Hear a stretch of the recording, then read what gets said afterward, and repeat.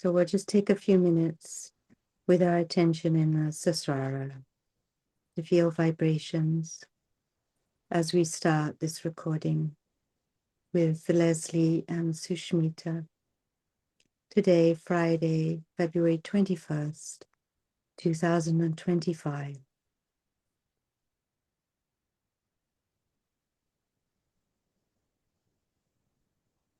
Shri Mataji, we ask that all our words spoken here today come through you. We are gathered to share our memories of the very special time we shared in your physical presence. And we want that others may experience the joy of being with you at those very special time that has happened. And we're going back nearly 40 years, which is a long time. We'll just keep attention in Sasrara for a minute.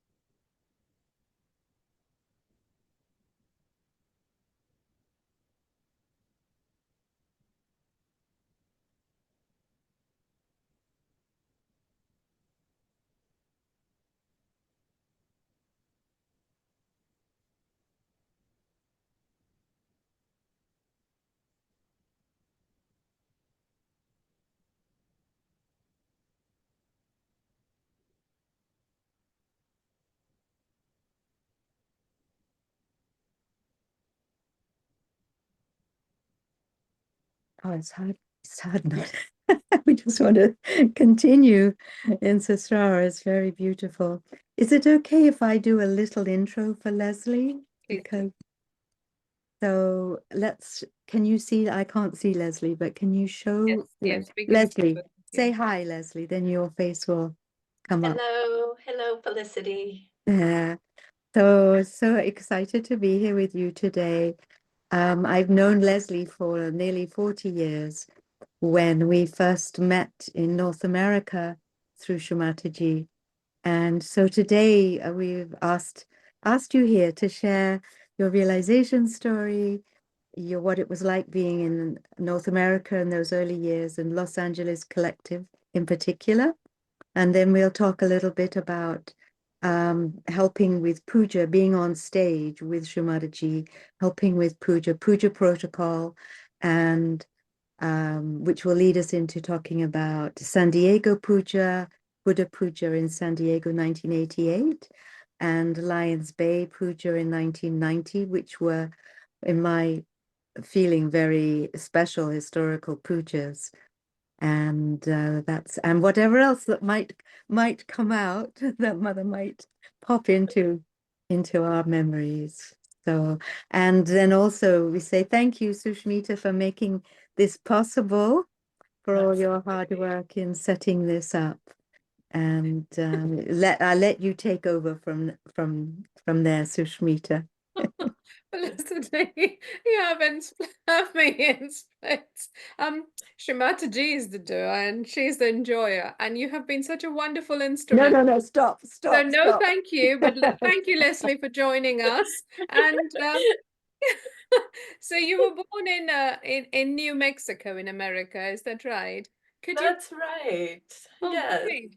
Thanks for coming on board for these golden memories. And My pleasure. would you please share with us where you were when you got your realization? When was it? What time of the year? And if you could, please give us a sense of the collective, the environment around you, because it would help for us and viewers beyond to get a picture. Over to you. Of course. Yes. So to set the scene, I will tell you that it was in 1984 and in August. But for the couple of years before that, I was an avid seeker.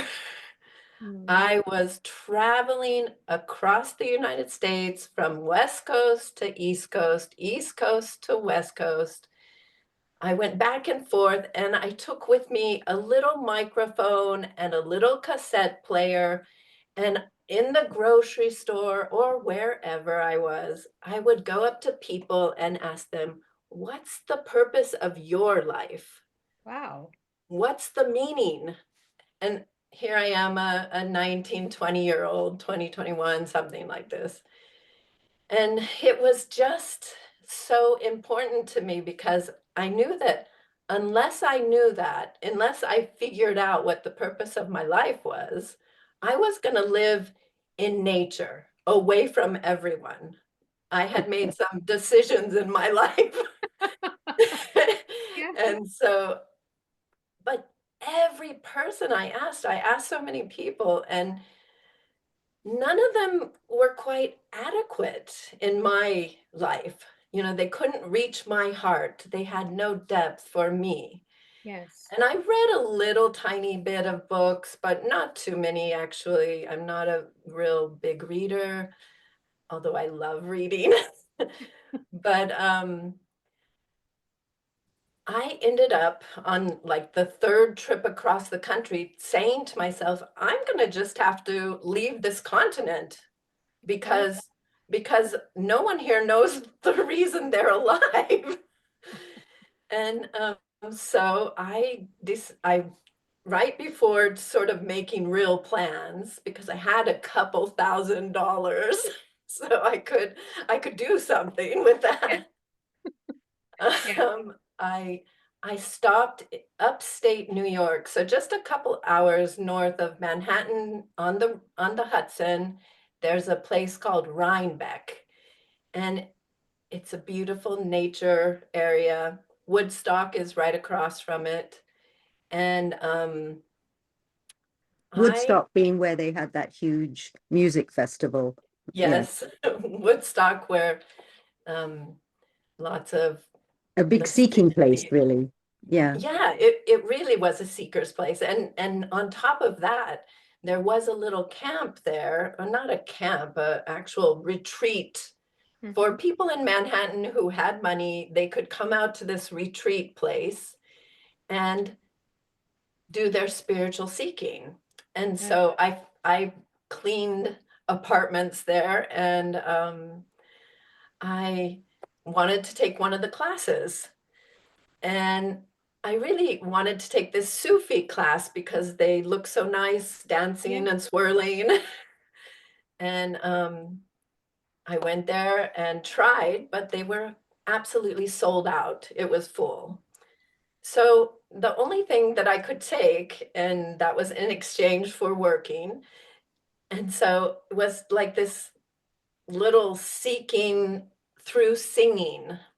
So Uh-huh. you sing whatever's in your heart kind of thing. So I did it. And in the class, it was nice. You just sing. And then at the end, you get this chance to sing by yourself. So I sang by myself. Nothing really special.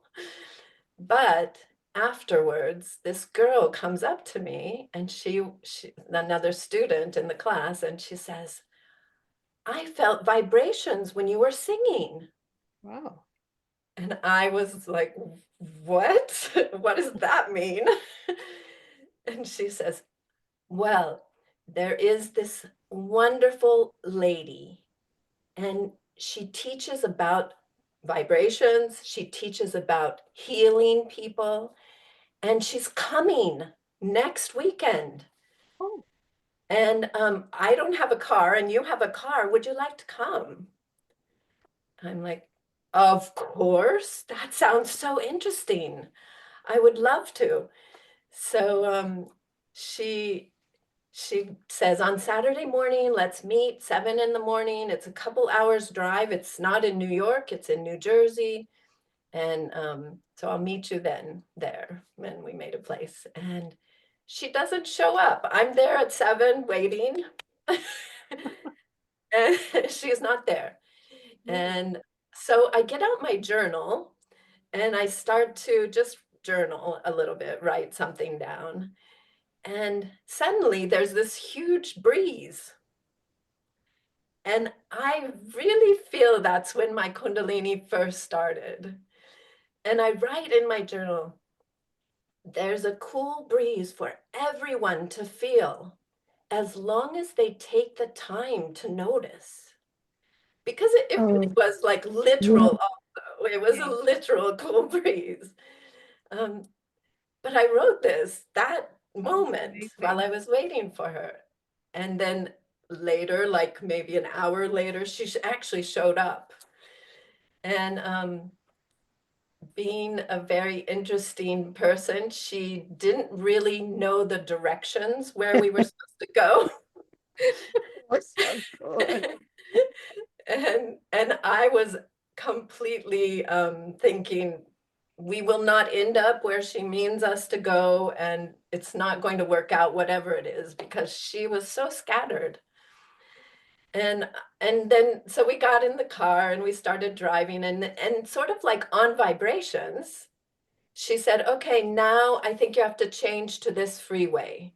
And I said, okay, let's Because you're go. young and you go with the flow. And so after 2 hours of driving, she says, okay, we need to get off now. I really think we're close, and I'll just call the lady, the person's house. I said, okay, fine. So we get off the freeway, we go to a 7-Eleven, which is just a little convenience store. And it's 1984, so there's no cell phones, of course. Yeah, and no Glad you GPS. mentioned No that. There's GPS. no Google to ask. Yeah. Well, I think Yeah. that's why we had to go on vibrations, right? Yes, because even if you'd had the address, there was not really maybe a map book that you could follow, because America is so vast and not everything is, charted on your map books. Wow. Exactly. And it wasn't in the same state. Maybe you have a Yeah. map of that state, but you don't have a map of the other state. True. Yeah. So anyways, we stop at 7-Eleven and she goes, I'll just go and use the payphone. And I said, great. I went inside the store. I got like a popsicle. I remember it's summer, it's August, it's very humid and hot. So I was eating a popsicle when she came back, and she comes back and she's so excited. She goes, we could walk there. We could walk there. It's just around the corner. I'm like, what? Are you kidding me?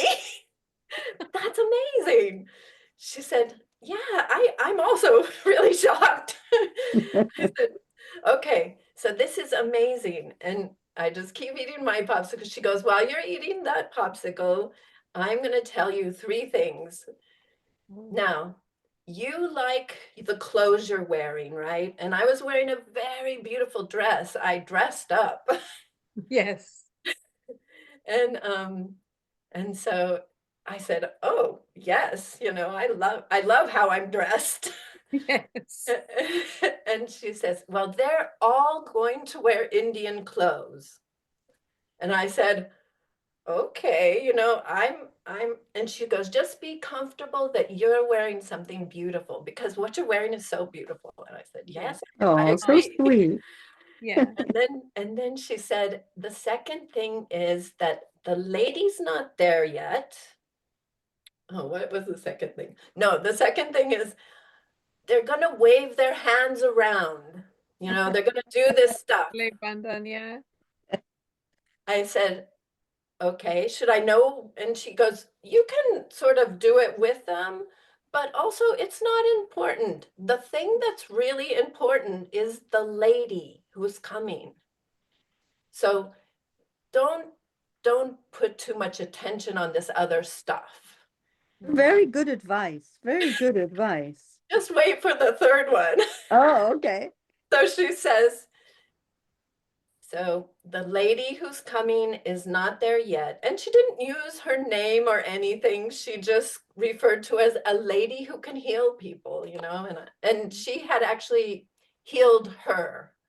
So this was a big deal to her, actually, is that she had some throat issue and it went away completely when Mother worked on her a year or two earlier. Amazing. Yes, and so then she says the last thing that I'll suggest is that since she's not there right now at the house, then the best thing for you to do is just to go and play with the children. Oh. You like children, right? And I go, are you kidding? I babysit all the time. I love kids. So that's perfect. And so what she set me up to do was so perfect because I took the kids for a walk, we played, and there were just a nice time before Shri Mataji arrived. And then suddenly everyone got under the pendle. There was a pendle in the backyard. It was a pretty good sized backyard. Maybe 100 or 150 people were there. Mm. And Well, that's a lot. yeah, it was a lot. A It lot was for a lot. 1984. Yeah. Yes, it was the very first international puja in America. Oh my So- goodness. And you got invited to that straight off. It's lucky you're so Amazing. young. It's because you were so young. When you're young like that, you're so open. I went to birthday puja in India 10 days after my realization, or a week, Yeah, and I just thought, oh, this is how they do things. that's Amazing. amazing. Incredible.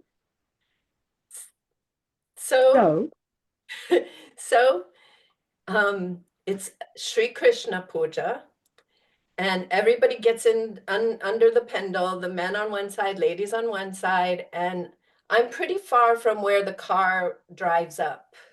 So the car drives up, and just the moment someone opens the door and Mother puts one foot down, my Kundalini, woof, and I have these, tears of joy and completion. Like she stands up and she looks at all of us. I'm very, very far away, but I can see her face, and this is what I've been looking for like 2 years. I've been looking yeah, and asking, and this is it. I know it 100%. There's no um doubt. there's no thought. Yeah, there's no Yeah, doubts. There's nothing in my head. And she just comes in and comes through, and the stage is not very high, so she's very close to us, on a low stage.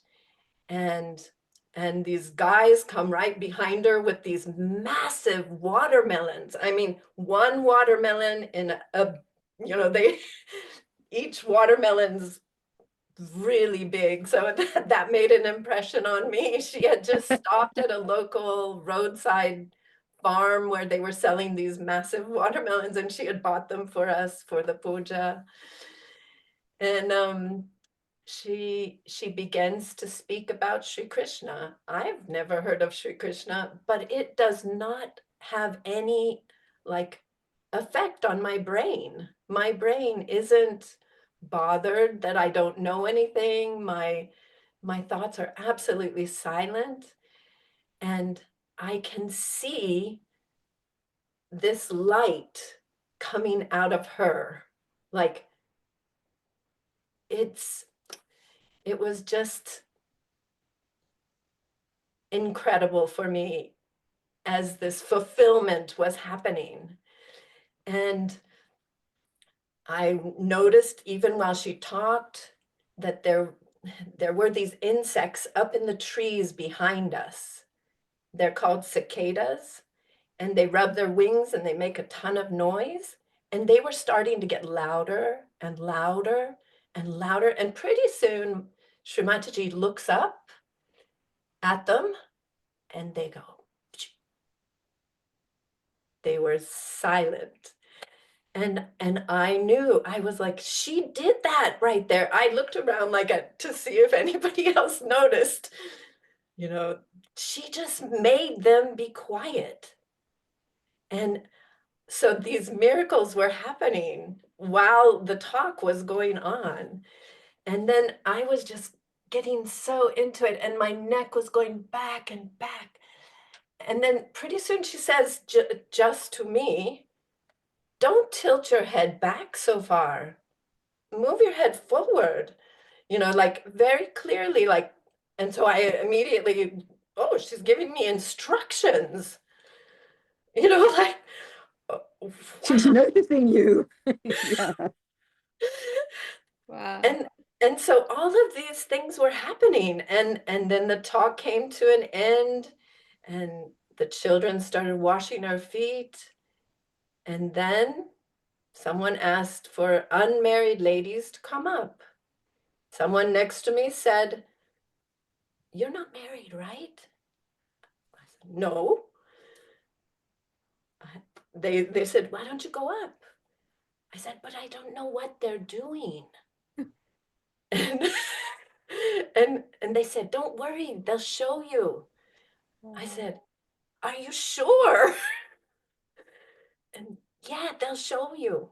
So I just went with the flow, and we all were crunched down since the stage was very low, and we sort of 2 by 2 went up, or 1 by 1 went up.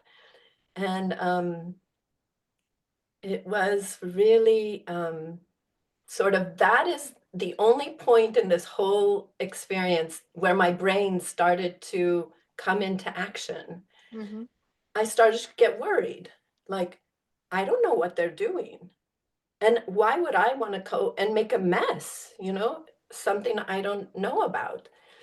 And but I couldn't turn around really. I think there might have been one person behind me or a couple people behind me. And so I just sort of inched forward, and I watched Mother was talking with someone over there, and no one was giving instructions. No one. Every person was going up there, and I couldn't see exactly, but I could see there were no instructions. So I was kind of getting a little, you know, anxiety. And when it became my turn, Shri Mataji stopped, I would say in mid-sentence even, and she bent over very close, and she made sure she pointed to the altar and the kumkum, and she showed me exactly where to put it on her foot, you know, and how to do it. And she made sure I had no questions, no. It was Amazing. such an important miracle for me Yeah. that Yes, It's so beautiful. beautiful what you're describing, because you realize you can be in such a large crowd of people, but Shri Mataji knows exactly where every single person, what their thoughts are, where they're at, what's happening. And I think it's that unconscious connection that you feel it, even if you're at the back of the hall and Mother's not looking at you, but you are within her attention. And there's this huge security to that. But because you know, she knows everything that's going on, and gradually you learn that she'll take care of everything. But what a beautiful experience, you know, you described. Yes. Sorry, I Can I just interrupted. No, it's just fine. May I just please ask, out of curiosity, about the light that you first saw around Shri Mataji, one, and the second, how precisely did Shri Mataji ask you to put the alta and the kumkum on her lotus feet, please? you know, it was as if someone had told me, but I don't think that this young girl that I was with had told me anything. But I was just looking at Mother's face when she started speaking, and I really felt Christ. I really felt like this shining, emitting out of Mother's Agya, and I knew it had something to do with Christ. That's what my absorption of it was. So it wasn't like a moment that, I mean, You know, never to be forgotten for me, because it was so clear and bright. You know, it's so sweet because on a subtle level, Shri Mataji, and she explained this to us, her body responds to the needs of the seekers. And Oh, here you are coming from your Christian background, having grown up with Christ. No doubt we all had blocks in our Agya. And what does her Agya do? It comes out and it starts melting any obstructions or negative things in you and in the people there, you Amazing. know, and how um, special, because we know that, we know that it's not normal as yogis to see these things, but yet you had that experience, which for you at the time was something very special. And I think Mother oh, it gives you was that glimpse when you need it, she goes, a look what I can miracle. do. Yes. Yeah, look what I can do. Oh, And as Oh, far as yeah. the specific instruction, I have to say, I mean, I melted when she was all her attention on me and so close and so, you know, and so the picture, I don't know if Felicity shared it with you, but the yes, I'm Yes, you could trying to show bring it now. up. Yes. so the She can. picture is exactly of this moment where she she's pointing, she's instructing me, and it Can you was show it, Sushmita? so Can you show important. it? Are you going to show the photo, Sushmita? I think she Yes, must I'm be trying. looking Yes, just She's trying. the And sharing and the yes, how amazing that someone took a photo at that moment. that's what I mean, how organized God is. Yeah, God managed to right. instruct me in that moment, but at the same time Yes, yes. have someone clicking a photo. She's like connected on the phone to every single person so she can pull in there. Oh wow, look at this. See how Mother's hand Yeah, is out? there Her you are. her hand is literally inches away from mine, or right there, and the alta's there, and the kumkum, the yeah, kumkum. this kumkum mix with alta. Yeah. What's altar? Alta is a red liquid kumkum. In Okay. in Bengal and in India traditionally, married women also wear it. My mum, being very traditional, she would regularly apply that. It's very auspicious. And to do it for Sri Adi Shakti, my God, Leslie, please carry on. Tell us about it. So, but so that is so, I mean, it really sets the stage for my realization, like, and my next 10 years. I was so lucky that this happened to me, and then even the next year, or in 85 and 86, Auntie Sheriyu, Madhuri Dunphy's mother, had come to live with us, and she In New taught. York. Where were you? Where were you No, living? so that is one thing. So I'll step back for a moment. After I got my realization, and I mean, I went home after this puja, and I just opened up my hands. I didn't have any literature about Sahaj. Oh, I had a photograph of Mother, because she called all the new people up to her and she gave us two photos. So I had two photos, and I just opened up my hands, and I felt absolutely connected with, one with the universe. It was incredible.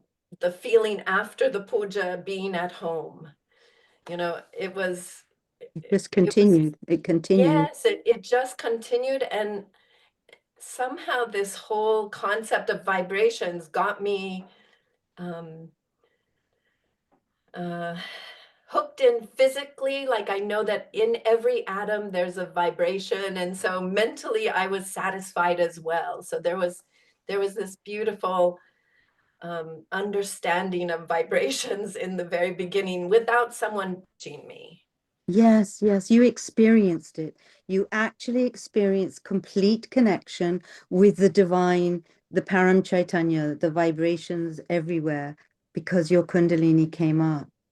So Exactly. beautiful. I just, you know, what is so special also about your story is that later on, sometimes mother would not encourage new people to be brought to pujas. But in those days, and the same for me in India, she would ask if there are any new people at this puja, come up and wash my feet. It was a standard practice that any new people who had not washed mother's feet before were to come forward and wash them, or in your case, you know, and it was when you hear everybody's stories of the early yogis who came in, they all of us have these special moments in the realization story, which shows how the divine is like hand picking you and giving you exactly the experience you needed so that you go, ah, this is it, I found it, you know. Absolutely. Sorry, I'm sorry. I was just so Tailor-made, beautiful. tailor-made to each one of the seekers, each one of us, isn't it? Yeah. How did a few days unfold for you, Leslie, then after this mind-blowing, literally experience, isn't it, Felicity? That I mean, here it Yes. is. And it's so nice that she asked you to offer to apply the alta and the kumkum, because I was growing up in India, and I always sort of felt my mother was too traditional. I went through this phase of it's not modern, it's not modern. And yet it's Shri Mataji who just makes everything so relevant and so important. So tell us, how did it unfold for you? And After, just so natural. It was so natural. Nothing was strange for me. Yeah. Like it was so mm, natural. And one of the things when she gave me the two photographs, she asked me what I was going to do next in my life. Wow. And that was after the puja, and she had had dinner, and I just I was thinking of going to Arizona where my grandmother was, so I told her about that, and she said that would be very good. So she was in agreement. Um, the thing that happened during the night is also amazing because Shumatji slept in that house, and it was a big house, but this is 150 people or so, and so all the women and children were inside in the rooms, and the guys were out in the pendal. And when we went to sleep, and when I looked in each of the rooms, I didn't see any place for me to go and lie down. And so I have these two photos. I actually had no plan to stay there, so I didn't have a change of clothing or anything. And I laid down in the hallway right outside of mother's bedroom. And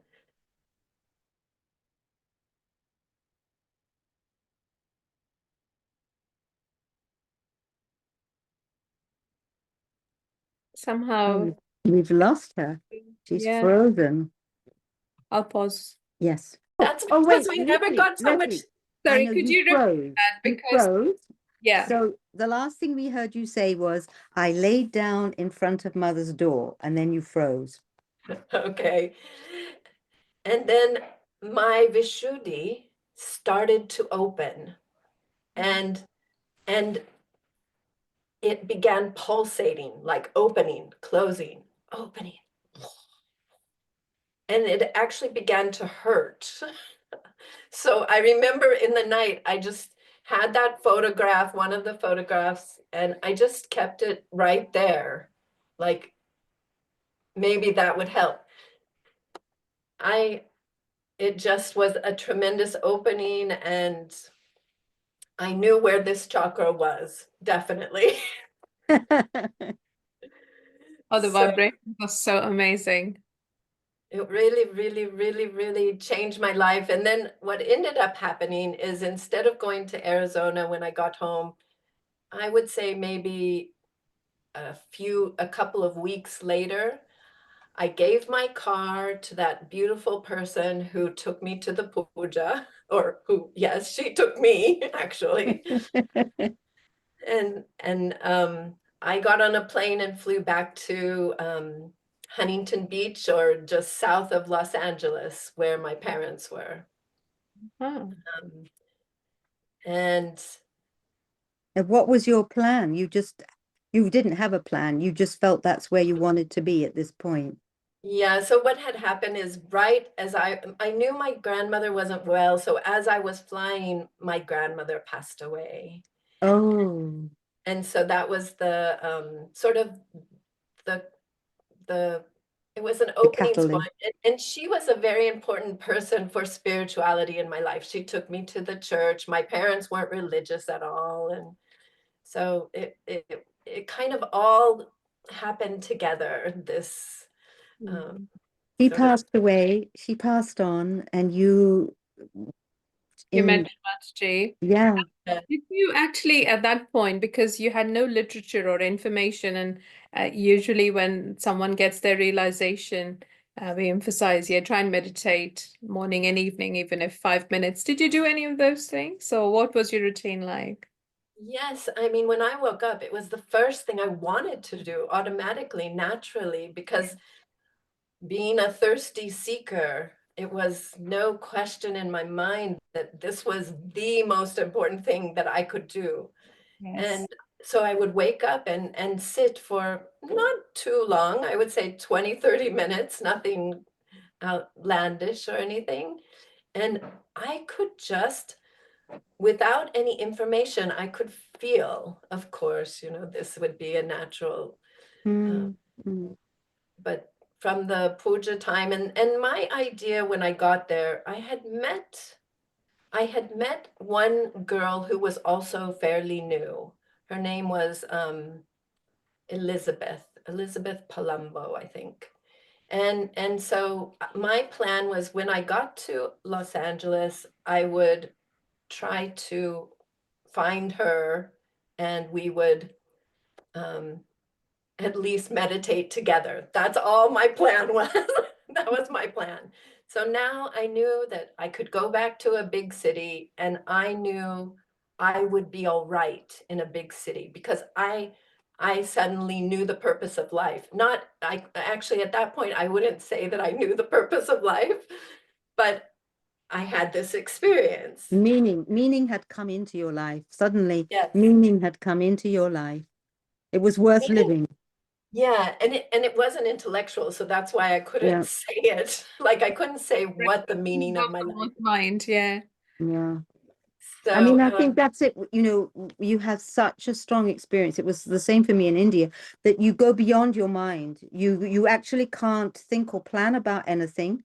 You're just in the vibrations, and you just kind of go with the flow, and the divine just takes you. And actually, that's how we want to be now, all the time.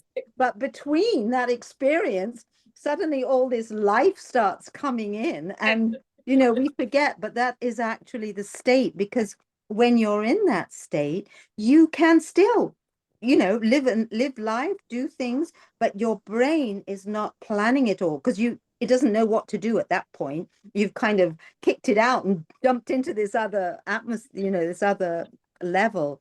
So I can't quite understand, how you just flow down to LA, and you just kind of yeah, know it's all going to, you can see it sort of unfolding in front of you, but you can't put it into words. no, no, Absolutely, yeah. no.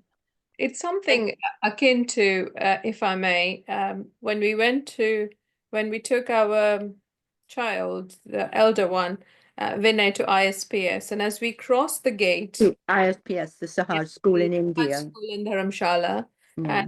and remember they go pretty early. It wasn't easy as a mum.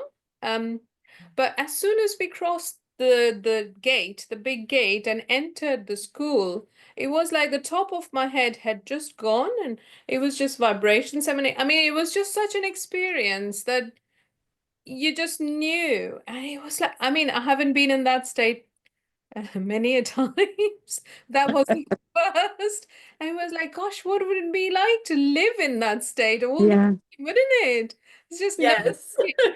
completely being Mataji's child and her instrument, isn't it? And this is the bliss that she Yeah, talks about. This is the bliss. yeah, Yes, absolutely. yeah. Go on, sorry. No, no. So then I found Elizabeth, and we both decided that we would move into the LA ashram. And the LA ashram at that time was a little house that was on a street in between Sunset Boulevard and Santa Monica Boulevard in Hollywood. Oh, wow. So Sunset had so much drugs, and it was just a mess on Sunset Boulevard. And on Santa Monica, it was even worse mess. It was prostitution and everything. It was quite A a place hellhole. to move into. Mm. But for me, I had seen everything already. I had lived in Hollywood before, like 4 years earlier. I had seen it all, so nothing shocked me. But we had 3 families in that ashram, and a couple of single people, and a newborn baby. Oh, And that's a lot of people in a yeah, small yeah. house. So I mean, for us, it was a lot of people, and Welcome then. it didn't, mother never came there, and it served as a place for me to come, and Elizabeth also, and then I found out about India tour, because it was, so in August I got realization. By September I moved into the ashram, end of September. By October I had heard about India tour, so why not? Wow. Let's do this. I have that couple $1,000. This must be what Waiting. it's for. So I went to Bordy and I got married. So how old were you at this point? How old were you? This is 22. So You were 22. yeah, I I mean, made we it to we 22. did get married much younger then than they do now. You Yes. know. Oh, And it was incredible, and it was wonderful, and it was just more than I expected in my life ever. So it was an incredible experience. But when I came home, within 6 months, we closed that ashram, and because it was just horrendous vibrationally. It was very, very difficult for us. because the where the ashram was, that area was Yes, very heavy, and you must have yes. been clearing all the time, like. No, it was absolutely the way it was. We were clearing 100% of the time, and people, I mean, yogis would come from San Diego on the weekend sometimes, but they would get all caught up and then they would go back home to clear out. Yes, And it was so too it much. was it, It it was was too too much. much.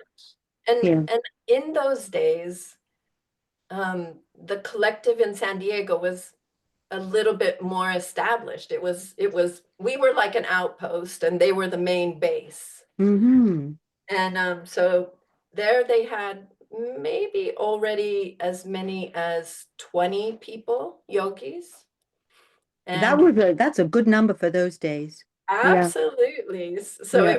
it was I mean, an this is 20 established. established Yeah, yogis. so Yeah. so in mid 85 we started to go in that direction. We like one couple and us, another, and then a single guy. We moved down halfway in between LA and San Diego, and then we moved to San Diego. And there wasn't an ashram in Los Angeles from 1985 mid all the way until 1990. There was no ashram in LA. We This just was too much. It was had too much. closed it down, and we couldn't manage to go back. And I guess that's why we had the Buddha Puja in San Diego in exactly. 1988. Yeah. Will I bring the Exactly. photos of Buddha Puja now, do you think? Yes. No, let's hear you Oh. first talk about puja protocol and how you learned about that Okay. through Madhuri's Yes. mum. How did Yes, that come so about? yeah, so that she came to live with us So you were for living in San Diego, and that's where Madhuri and Dave were, and the core group were there, and her mummy yes, came to live from India. Her mummy came yes, from India. from Pune. In 1985. In 1986, I think she came for a visit first, and then later, a year later or something, she came to live with us. And she was a very Maharashtrian strict woman. Disciplined. Yes, she is very, very aware of puja protocol. And I mean, she had been with mothers many, so much. And In we India. in India, yes. And So so had she actually been like, I would say attending on Shri Mataji, because sometimes Shri Mataji would have ladies come and be with her so she could teach them. absolutely, she was right there with mother so often. And many pujas. So she had quite, and it wasn't just for puja. So that was one part of what she taught us was bhakti. And Bhakti being, yes, so but our devotion. So she taught us. I mean, and you can't teach this how to unless you're, express. yeah, but she basically got us, me especially, I don't know about everyone, but me, to be humble. It was a breaking of my ego, 100%. And people in the ashram would ask me, why do you let her speak to you like that? I said, she's my auntie. She's that's okay. This Can is you good for me. exemplify, please, an example, if Oh, possible? what I thought of in this is so mundane, but it was something in the kitchen, something with pots and pans, and I am so reckless in the kitchen a bit. And so of course needed lots of correcting. So that was the other side of it, not just our bhakti, but the dharma of regular life. Yeah, You yeah. know, Yeah. what is good. And so she had a lot of guidance for me.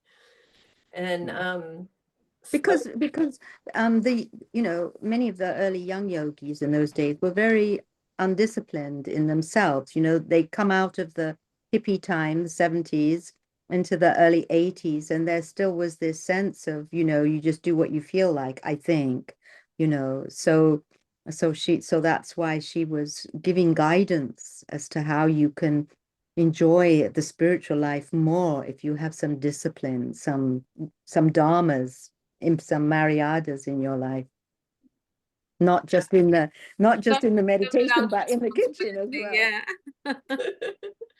Yeah. So how did it manifest? Like, what was the sort of advice and what were your lessons you took that people watching could actually take from?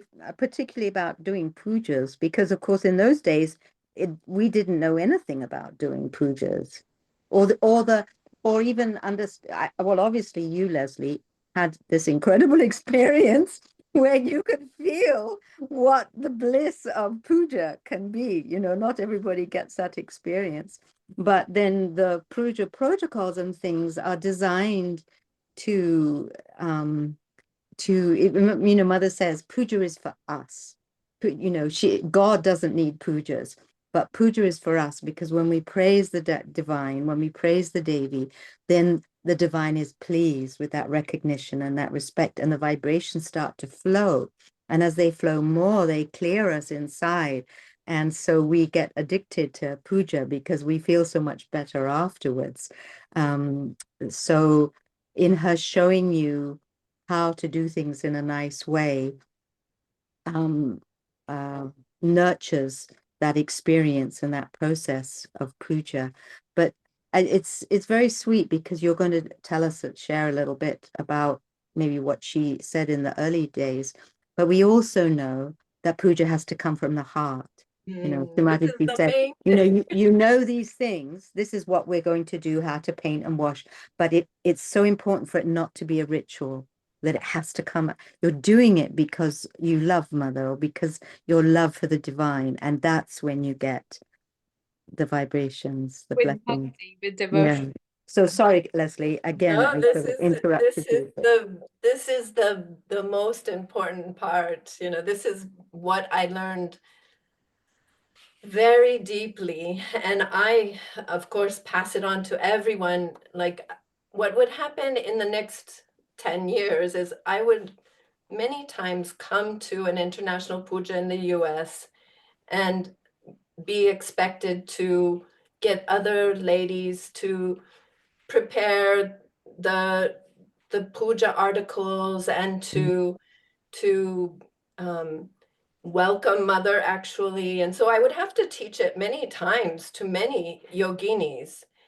And this was the essence of everything that I would ever teach anyone, is that it has to be your creative heart. It has to come from this unlimited place inside of you. So if someone felt afraid of making the arti tray because they wanted to do it exactly right, it was always my like love that I could say, you can be creative with it. You can make it how your heart feels it. So I mean, nice. yes, of course, you want to have incense and you want to have the ingredients, but with your heart, if Yes. it happens that way, so it doesn't even have to, but if it does, it's Yes. so nice when it has that little or a lot of creativity also Yes. from your spirit. That's so nice to hear. That's so special. And I've seen, and I wouldn't know about, like, let's say I remember saying it to one lady, exactly this scenario, and she was an artist, or she is an artist. And so for her, when she heard me explain it to her like that, she just relaxed. And then years later, she did a painting that represents like that creativity that she felt in those moments. So it has repercussions, our beautiful words, or our understanding of bhakti, of this beautiful puja protocol. Yes, there are many, many very specific ingredients, but the real joy is through this heart of ours.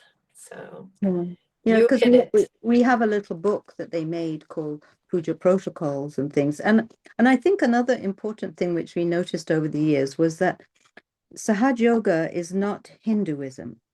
So often we would get people coming from India, lovely yogis, but they would bring their traditions and their things they'd grown up with, thinking that, oh, this is how it's supposed to be done. But actually, from my understanding, Shri Mataji would frequently change the order of things, change things how they were done in puja, break all our conditioning so that, I mean, obviously you would have amrit and you would have water and these kinds of things, but you know, she said that it's not Hinduism, and the root of Sahaja Yoga is it comes, it's an organic process that comes through the heart out of love. And it's yeah. Okay. So here, what can I say? I was going to say something nice, which was, we need to know those protocols from you, because if you would be so kind as to share it, because Shri Mataji actually is the only incarnation who has taken the pains to explain A to Z to the Western yogis, Sahaj yogis, her children in the West, about it. And also the yogis in the East, in India and other countries where they have known pujas from ancient times. So yeah, it's very important to remember that it's all a semblance and integration of all the religions, and not to take it in one direction or the other. I suppose for the Indians coming, that's the bhakti they know. So that's a very fine line between ritualism and bhakti, isn't it? So what they're doing is probably their devotion, and what we do here in the West is from our heart as well, and our understanding of that. Would you please explain to us, like Felicity has requested, to those minor details which we want to keep for posterity, essentially, because it's unparalleled, and and it's just timeless. It's true. It's very true that there is no amount of time. I mean, this is something that will go on and on and on. Yeah. And I would say that as simple as, I mean, this is, some people will disagree, but as simple as when you offer incense at your altar to Mother's photograph, this is puja. Even if you don't do anything else, this is puja. If your heart and your devotion is there. So puja is many things. And I mean, I won't go into too many details. I won't go into details because the details that they did change, as Felicity was mentioning. Mother was it was interesting in the 80s. Mother was letting pujas be quite long. We took a lot of time. I mean, in this puja where we wanted to speak about in Vancouver, in Lions Bay, I think to paint her feet took an hour, maybe. Just one little part of it. It took a long time. Maybe it felt like that to me on the stage, but so sometimes the pujas would last forever. But I saw, as the years started to go on, Mother sped it up herself. She changed it. And as you were saying, she changed many things, but she always kept within me this feeling that anything is possible, that she so one time, in a little example, there was a problem with the jewelry. I think the anklet wouldn't clasp, and no matter how we tried, we couldn't get it. And so I went off the stage to try to find something to make it stay. What am I going to look for? I don't even know what I'm going to look for. I go off, but I know she has full control. When I get off the stage, the first person I meet, this guy, I said, I'm looking for something to fix the jewelry. And he just goes in his pocket and he pulls out a little wire. And I go on back on the stage and whoop, whoop, and it's fixed. Amazing. And that's like over and over, it was fluid. There was no kind of, I mean, there's another special moment for me personally where it was a welcome arti for Mother in the East Coast, and she's walking up the steps, she sees that we have a garland and an arti, but then she sees that we also have some milk in a copper vase. And she just takes off her shoes and she goes and stands on the grass. We didn't have like a tali or anything for her to stand in. I'm not sure what we were thinking about, but she just stood in the grass, and we, got to massage her feet and wash her feet with water. I mean, with milk. And it was absolutely just like nature. For me, it was like nature and my love of nature. So there is no more special like thing to You're be at worshiping her. mother's Yeah. feet in the grass. When Yes. was, remind us, please, but what time and where? So this would be around 88, maybe 88 or 89. And it would be, I think it's a house that belonged to Danny and Marcia, but I'm not entirely sure. So I don't know the details. I've forgotten the details. But Yeah. it was a beautiful experience to do Amazing. all of this and to welcome her, just to greet her.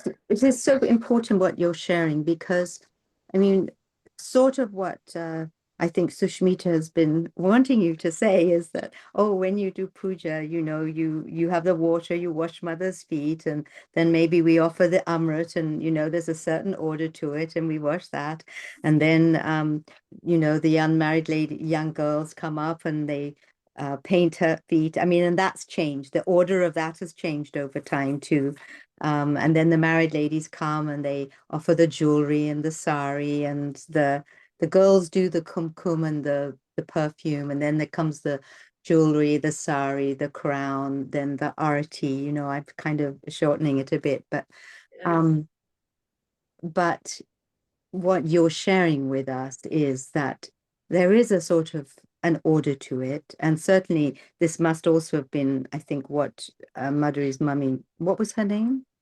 Auntie, share you, And share to you. share you shared Sorry. shared with you. But what you're sharing with us is that actually it isn't, it's not important what Yes. you do, it's how you are doing it in every part. And somebody else I asked to share about, who'd been pujari in Kabbalah a lot, and I said, and what is the protocols, what you have to do? And he goes, love. That's what he said.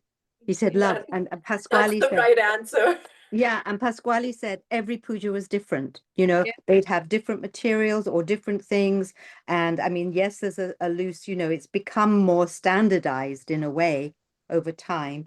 But when mother was there would be lots of variations, and she would call for different things. So it's really important for us not to, yes, we should be aware and know, and we can follow a pattern that is nice because it gives structure to us offering puja to mother. We have a structure in our in our in our heads, of what we're going to do.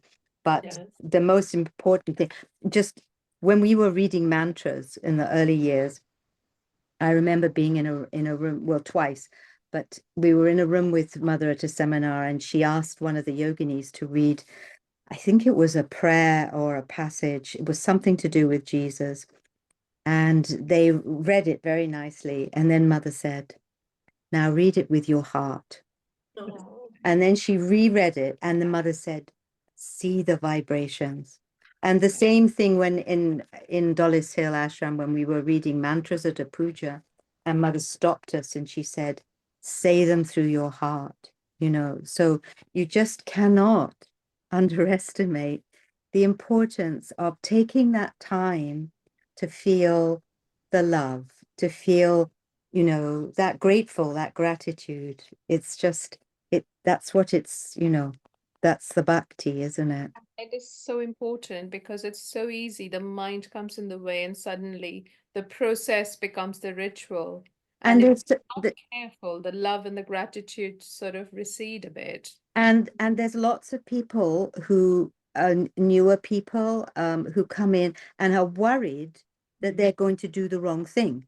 you know, because we're so conditioned to there's a right way to do things, we must do things properly, or the divine will be not happy with us. And actually, it's not really the case if you're sincere and honest and you do with your heart. And that's why I think some people get really caught into the ritual of it. Oh, we must do it like this.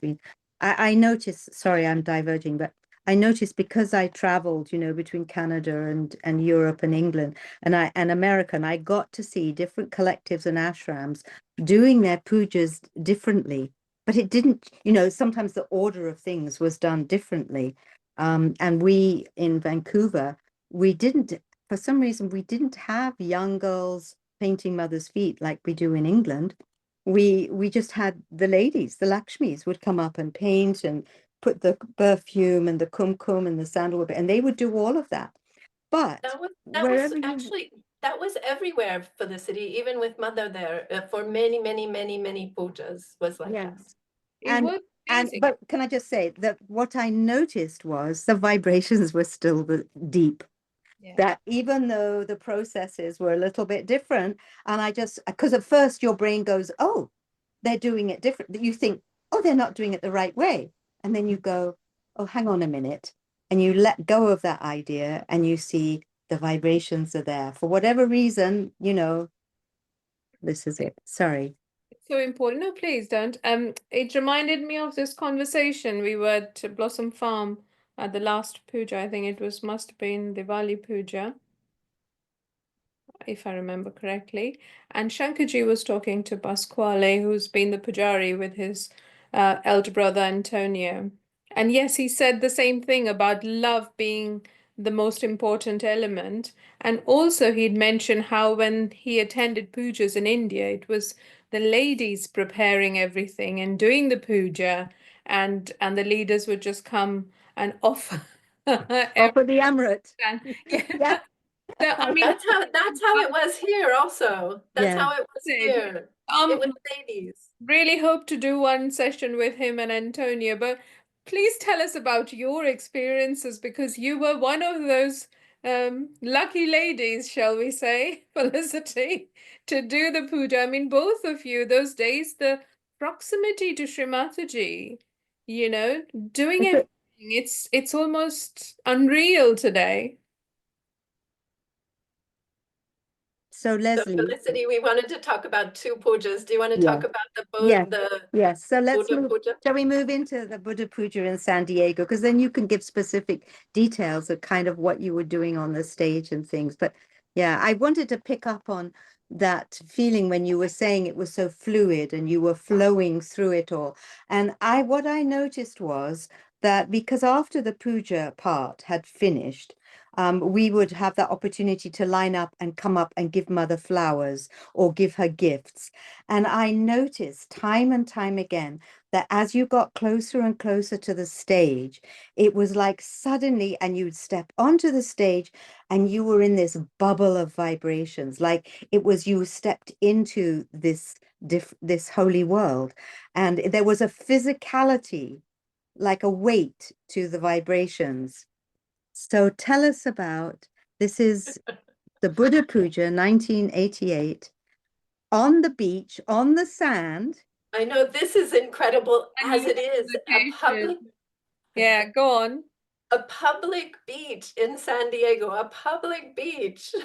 I mean, this is amazing. San Diego, amazing. And did you have to have permission to set up the tent? And we did, yeah. So we got permission to set up a big tent, and then we built this giant paper mache Bodhi tree that you can see in this picture. That's incredible that you found this picture. So this is the tree that Buddha, after Buddha had, gone everywhere and searched and searched and searched, and Mother says, in exhaustion, he sat down under this tree and kind of gave up, and then bing, he got his enlightenment. And then he became known as the Gautama Buddha, and he got his enlightenment under the Bodhisattva tree, the Bodhi tree. And this is what you created for this very special We Buddha tried. puja. I mean, I don't think the leaves are right, and I think there's a few things that could have been better, but But yes, but it was super, super heavy and super big. And you And said that it's real grass. You that is created. real grass. Yes, nothing artificial about the grass. You got Ah. curves of it. I don't know how many to create. That's beautiful, isn't it? And so you've got the ocean on one side, and Yes, then it's kind of part of a beach park. So there's a road on the other side. And then those of us who had traveled, we'd driven down from Vancouver, and there were lots of little children. We had a 5-year-old and a 3-year-old in the car, and we set up tents beside the Pendle on the beach. And I can't remember what kind of facilities they were. They were very basic, but it was an international Buddha puja, wasn't it, Leslie? yes, yes. It's international, and yes, we had many tents that we set up for people as well who didn't bring their own. And I was during this puja, I was on this, like behind this Bodhi tree, like behind it. And so while Mother was talking, I could not see anything that was going on, like in front of Mother. I couldn't see Mother actually.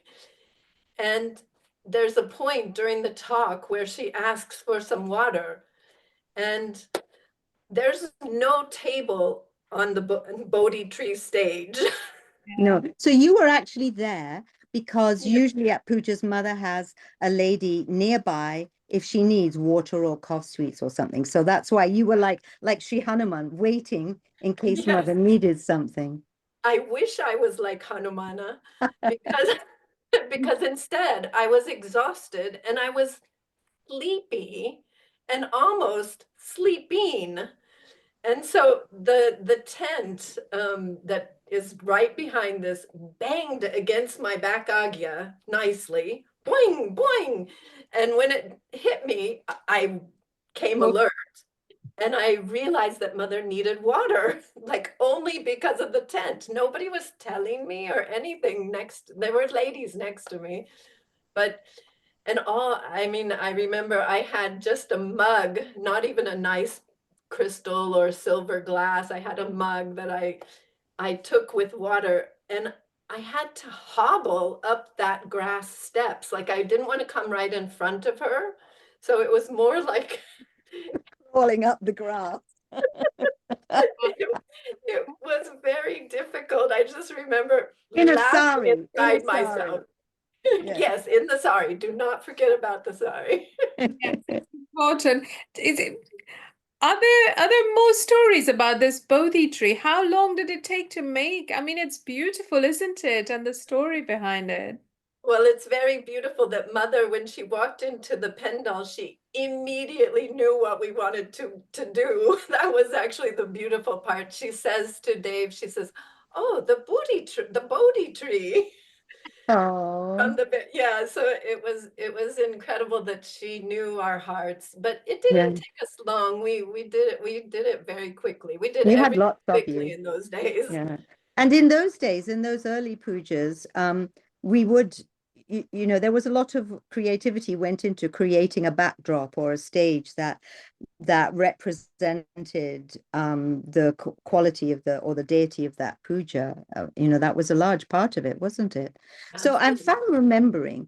I remember that there was public programs also at this puja, but I don't think we had any evening program or anything. And it was very hot to start with. It was Yes. very hot. And I remember being in the tent and thinking, and I had 2 small children, how are we going to manage in this heat? And then within a very short time, this wind came up. And this wind blew and blew, and to the point at times we wondered if the tents were going to get blown away. But everybody felt this was Sri Hanuman, and that he had brought the wind because it cooled things down, and it lasted throughout the puja till the day after the puja, even after that week. And I think it was recorded as unusual winds at that time by the weather, by the Oh, yes. No, the winds played a huge role. Absolutely. So Thank so goodness. this we're talking about May, June 1988, Sri Buddha Puja, isn't it? Yes, I think it was Amazing. before Krishna Puja, so it was either July, end of July, and then because because after the puja, we were driving back up to Vancouver, and people kept saying to us, "You've got suitcases on the roof. You must be careful. It's so windy, and you're going up the motorway." And so my husband really tied these suitcases on tight. We had a whole suitcase for my daughter who was about to go to the Rome school, and we didn't have an extra set of clothes. So we brought everything that she was to take that was all named, all ready to go with her to the school in like 2 weeks. It was something like that.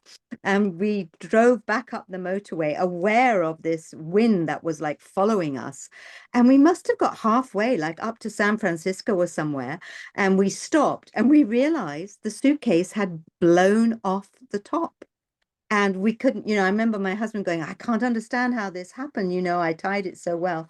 And I just felt, I think she needed new clothes to go for a fresh start at her school, not to take any clothes with old vibration sort of thing. But you really felt the power and the presence of Sri Hanuman, and through that, and Sri Vayu, he's the son of Vayu. Vayu is the wind god. And so there were many, was really a puja of elements, wasn't it? And we had the ocean there, the warm ocean down in San Diego to foot soak in. And yeah, was very special. And the other thing, Leslie, I was remembering with you was that I remember at the beginning of, before the puja, before Mother came, a call went out to the ladies. Do you have any saris that you could share that could decorate the pendle, and most ladies came forward and gave a sari to be decorated, to be used, to hung up at the back. Do you remember that, Leslie? Yes, no, we needed them also, and shawls, saris, anything. We needed them to guide the steps of the Adi Shakti. Oh, to like lay down, She lay came down in. on. She came in through the back of the pendle and through the sand, basically in the sand. Yes. So So it was all. would they Yes, be so it made it. new shawls and saris, or would they be your beautiful but maybe worn? So it was not a time to be very selective, to be honest. We were on the beach, and you could say we were having a picnic in a way. And I mean, no, we were having a puja, but Yes. we needed anything that anyone had. Yes. And yes, if it was unused, that is, of course, No, I mean, everyone had come with what they were planning to wear. And I rare. remember feeling like, oh, how can I give this? But they need it. And I didn't have, I gave, I gave a very plain silk printed silk sari. Other people gave, because I think I only had one, or I don't remember, but other people gave very beautiful, gold embroidered saris to hang up. And at the end of the puja, I went up to ask, and I can't remember if it was you, Leslie, I spoke to, and I You said, make me feel the something. saris were coming down. And I remember looking around. I'd noticed in the puja, because it was a special thing. If you give a sari for the use in the puja, it gets vibrated, and then you have this sari to take home. And I looked and I noticed that mine hadn't been used. I couldn't see it, and I just felt that's okay. You offered and it wasn't very beautiful and they didn't use it. That's fine. So I sort of humbly went up to the stage and said, could I, I've come to collect my sari, and I know it didn't get used and it's okay. And I'm sure it was you. And you just said, you turned to me and you turned to the stage and you go, "Oh yes, it was used to wrap around the cushion under Shri Mataji's feet." And I just was like, under mother's feet. Can you imagine? I don't know. It was such a blessing. I just went, I took the sari and I remember just, like bowing, putting Yeah, it on my again, and I took it home, and I never wore that again. I've it's kept it. so We have it near treasured. the altar. Yeah. So the saris that you offered to Shri Mataji then were used as altar saris, isn't it? I think were hung around the back of the So we tent. needed, yeah, we needed a combination of decorations, a combination of something for the floor, because there was no floor, it was just sand. We needed, and Mother walked the whole way from the back to the stage, so it was a long distance. The tent was pretty big, the pendal. So we needed a lot of Mm. Yes, material. and some of the saris were hung from the Yes, back of the pendle, you know, like they hung down like wall hangings. So Yeah. they were decorating the back of the behind Shri Mataji, or you don't see it in this picture, or maybe along the sides, but that's what along they the were being sides, used and to. yes. Yeah, to try to be creative, to make a more auspicious, beautiful place for the goddess to come. You know, we It's a beautiful puja Yes. section, a puja picture of Shri Mataji, and it's a very unusual, very deep blue, is it? Navy blue sari with Yes, yes. I think it was possibly one of the first Buddha pujas in America. So this was extremely important because it's the ego. And of course, you know, America, it is Sri Krishna's center, Vishuddhi. But as Mother said again and again, you know, the ego in America was a big problem. So we knew this was a very important puja to have in America to bring down the ego. Um, And it was very beautiful what Gregoire read about all the evils that man has done. Please rectify them. Please remove them. Please reverse them. You know, it was it was quite. So this is when so this is when they first, this is when this was first read to Mother at the puja, Yeah. this prayer to undo the evil that man Yes. has done. Yes. And there were like, it must have been, 60, 50, 60 sentences, and every single thing that you could, you know, affecting the pollution, the nature, the politics, you know, it was Yes. all, and at the end you'd read, you know, I don't know, a simple thing is uh, what is it? I can't remember now, but it's in the mantra book, in the early mantra book. And then it finished with, please, and Mother, undo the evil that man has done. So it's a very, I mean, it's a worth saying these days, you know. absolutely so Yeah. relevant today, even. It was And very beautiful, and Mother it's was in the moved. Buddha section of the mantra book, if anybody Okay. wants to find it. And I remember Mother being moved by it, you know, it touched her that we had recognized this and we were asking for this. But, and did you, so at this puja, you were also like, I don't say, my mother was, you were an instrument up there to help guide the ladies coming up to paint Mother's feet. So is this something that Mother's mummy showed you? How to paint Mother's feet, how to mix the kumkum? Absolutely. How to be the at the service of Mother during puja. Yes. And This how was to, and how so to guide, how to help. yes.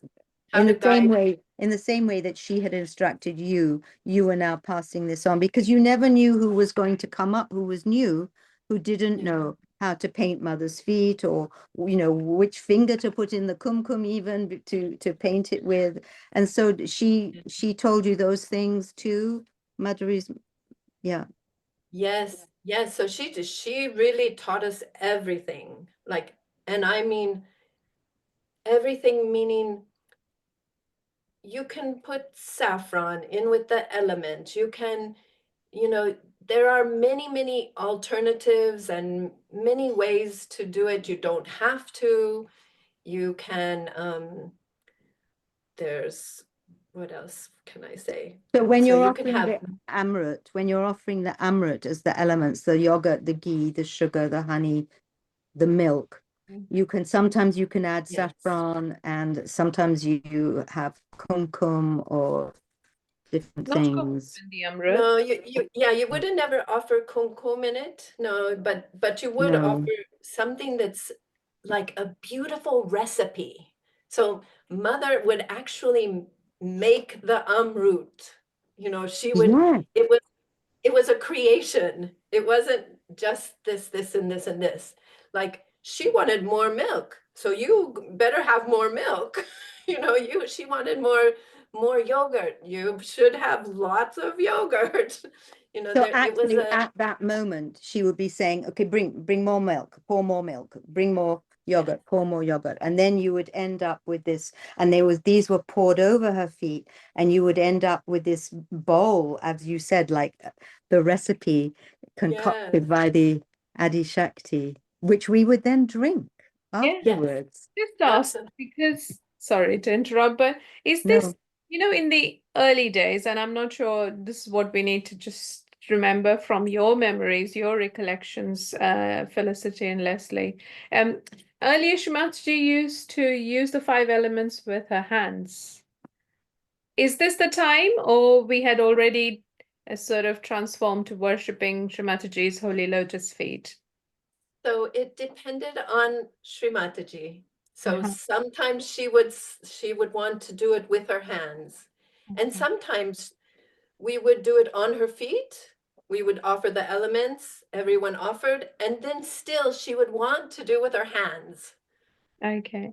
So, And lovely. What were the preparations involved? Because it was interesting. You mentioned how in India the ladies would prepare for the puja and then the men would come up and offer the elements and everything. Could you tell us the behind the scenes preparation, please? so in India, I wouldn't be able to No, tell. no, in America. In America. Oh, What I meant was you did it in America. Uh, yes. as So, yeah. so we would ask guys, of course, to help us with the polishing, and we would ask, for some of the things. But we were very much like, there were few ladies, and it was very much, we had inventory, we were very precise. It was, it was, Of all the things you needed. Yes. yes, there were list upon list upon list that were very specific. And like if the puja was on the East Coast, I would call ahead to, let's say, Christine Kirby. She was someone who helped me, and she would go and buy the quantities needed of yogurt. She would buy the quantities of milk, and so the fruit, the elements, and how many coconuts we need, and that it So was you would call her because the puja was going to be on the East Coast, and you would tell her what they needed to buy to have yeah, ready for the puja. Wow, yeah. a lot of preparation. Yeah, And it was very interesting. And then in our luggage, we would bring all the silver from the West Coast to the East Coast to Kanajahari, or to, actually it wasn't Kanajahari yet, but No, no. So there was only, at that time, there was only one set of puja silver, and that yeah. traveled around. And because the time period we're talking about is when Shri Mataji would come to North America, and nearly always she went to the 4 cities, New York, Toronto, Vancouver, LA, and she always had a puja in either New York or LA, sometimes both, but usually just one. Mhm. And sometimes she would have one in Canada too. And she would like bandan around the country. Yes, And it's a sometimes big she would go bundle that way, and sometimes she would go that way, the other flying. way. Because I know sometimes, because we were always connected with LA, either she would go to LA first and then come to Vancouver. So we would have to wait for her, unless it was a puja, because we were all busy getting ready, or Yeah. we would go from Vancouver down to LA. But wherever she was, wherever the puja was, at that time, we would all travel to the puja either by plane or by driving down the West Coast, because this was the only time we would get to see Shri Mataji in that year. Very few people were able to travel to Europe or anything like that. As yogis, in essence, there's very few who are kind of let's say financially flush to attend all the pujas all the time and to make the best opportunity of being with Shri Mataji when she visited America and Canada. How did it work out for you all? Like, you just prayed to the divine and it just went and just flowed, or did you have to sort of um tame the mental forces to surrender to the divine to be the instrument? How did that pan out? How did it go for you, Felicity? I know you speak first. Oh, for me, I'm American, and I'm a big believer in the credit system. And So, flights within America were not expensive. In those days, flights within America were a bit cheaper, I think, too. I No, think maybe not. they weren't that much cheaper, if I No. remember right. Yeah. Yeah. I mean, we had a family, so it was so if it was on the East Coast, if there was a puja on the East Coast, we didn't always go because we knew mother was coming to Vancouver anyway, because of the finances. If it was in LA, we just got in the car, and it's 3,000 miles. It's a long way. And it would take 2 to 3 days, and we would stop with yogis in Oregon, in Corvallis, or sometimes in San Francisco. And we would just put the kids in, put the tents in the car, and we would just drive. And that was it. That's when you took your holidays because mother was coming. I mean, there was just no question about it. If we felt that we really needed to fly and to be there, we would just pray for cheap tickets to come up. And that year they did the Magic Flute in Kanajahari. We got Yeah. this incredible deal. Like it was like, I don't know, $200 a ticket or something. And we managed. So it's like now, you have the desire, you pray. Sometimes I don't think we were able to use the credit card then, but you just Yeah. do what you feel you have to do. Oh, yes. I learned by around the 1990s, I would say, yeah, mid 1990s, that the credit card wasn't the best idea.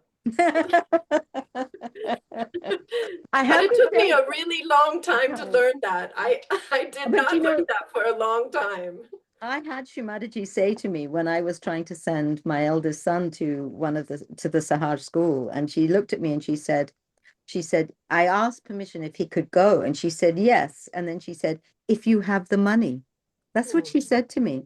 So No, you're not supposed to put yourself in debt, but sometimes when you make a decision that you really want to go, then the money comes, through unexpected avenues.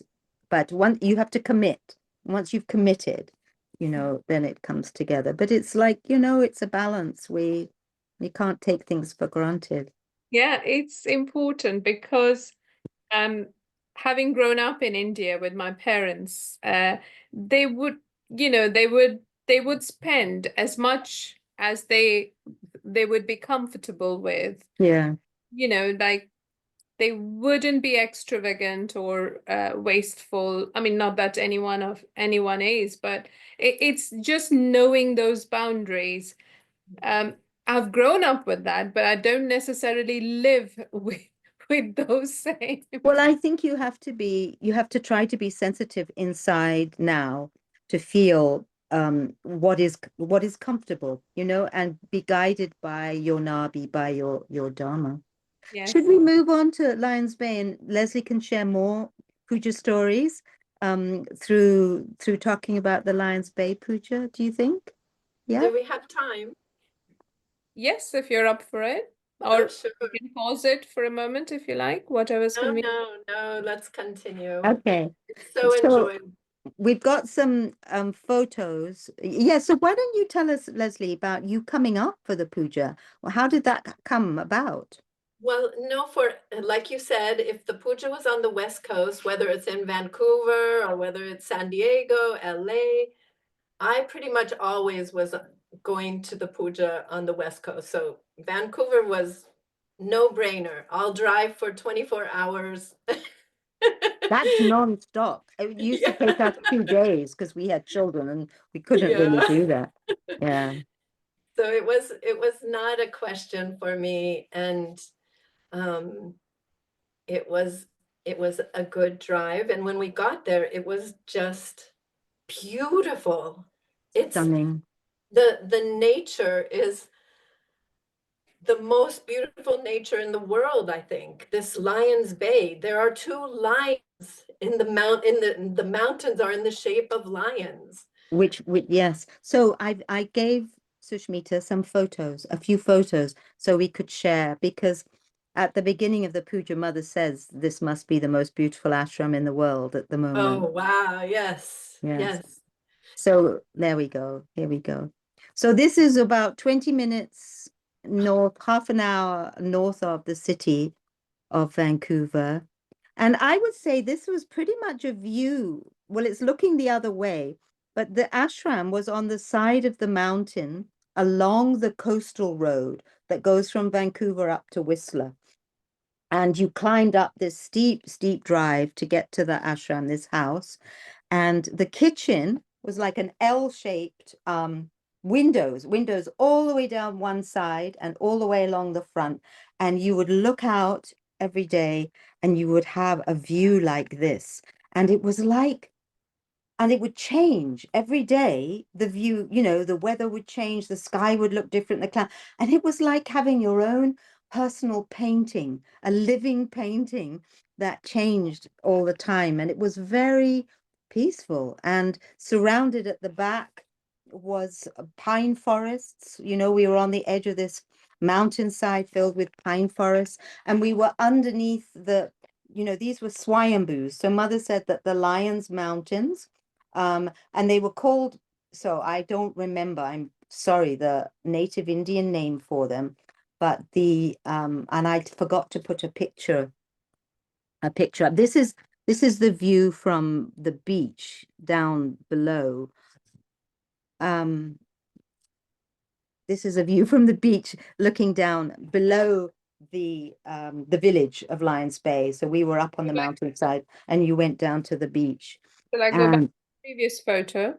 Yes, show another photo. But we were under the so we were kind of we were a little bit, Lions Bay is a little bit behind, the village is behind the back of one of these mountains that face each other in the same way that the lions in Trafalgar Square in London, the big statues that look like lions, kind of on their haunches, like not lying down, but sitting with their heads facing forward. And these two mountains were facing each other. And Mataji said this was a swayambhu that was protecting the city of Vancouver. And we never really had false gurus in the city of Vancouver. They never took hold. Whereas in Victoria, which was across the water on the island, they had so much witchcraft and false gurus settling down there. So it was a real blessing for the city to have these mountains protecting us. And this ashram was right on the back of it. And the native Indians, the First Nations, had a lovely story about how these mountains were created. So I think there was one more, but anyway, it's just the coast of British Columbia. You get out of the city of Vancouver and you start driving up, and that's what it looks like, these incredible mountains. And when I first moved there from England, I just kept saying to my husband, I can't believe you grew up in a place like this. Coming out of London is just so beautiful. And then Shri Mataji gives this talk. So we heard that it was going to be, sorry, Leslie, I'm No. and we heard that it was going to be International Saraswati Puja. And I thought, yeah, I've never been to a Saraswati Puja. How special is that? And so we did have leaders come from France and other countries, and leaders came from all the different states in America, came up for the puja. And in the talk, Mother's talk, she talks about the nature and Saraswati and creativity. It's a really important talk, really, really a deep talk. But then we could maybe, unless you have we could move into talking about the lightning storm. So the lightning storm, did it happen before or after? It happened before the puja because Before, Mother okay. talked about it in the puja. That's right. That's right. It was the night before. And if you look on Amruta and you watch that they usually have the talk and then they have the talk with the puja. So at the beginning, they've actually got footage of the night before, the afternoon, as they are setting up a small pendle in the garden in front of the trees beside the ashram. And you can see the sky. It looks like it's twilight. It looks like it's dusk because this rainstorm started gathering, and they actually had to stop at one point because it was raining so much. If you remember Yes. that. Yes, I was mostly in the house preparing, so I wasn't so much in the decorating outside. You were preparing for the puja, like Yes. getting what were you doing?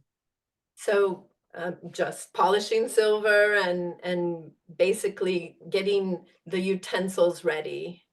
And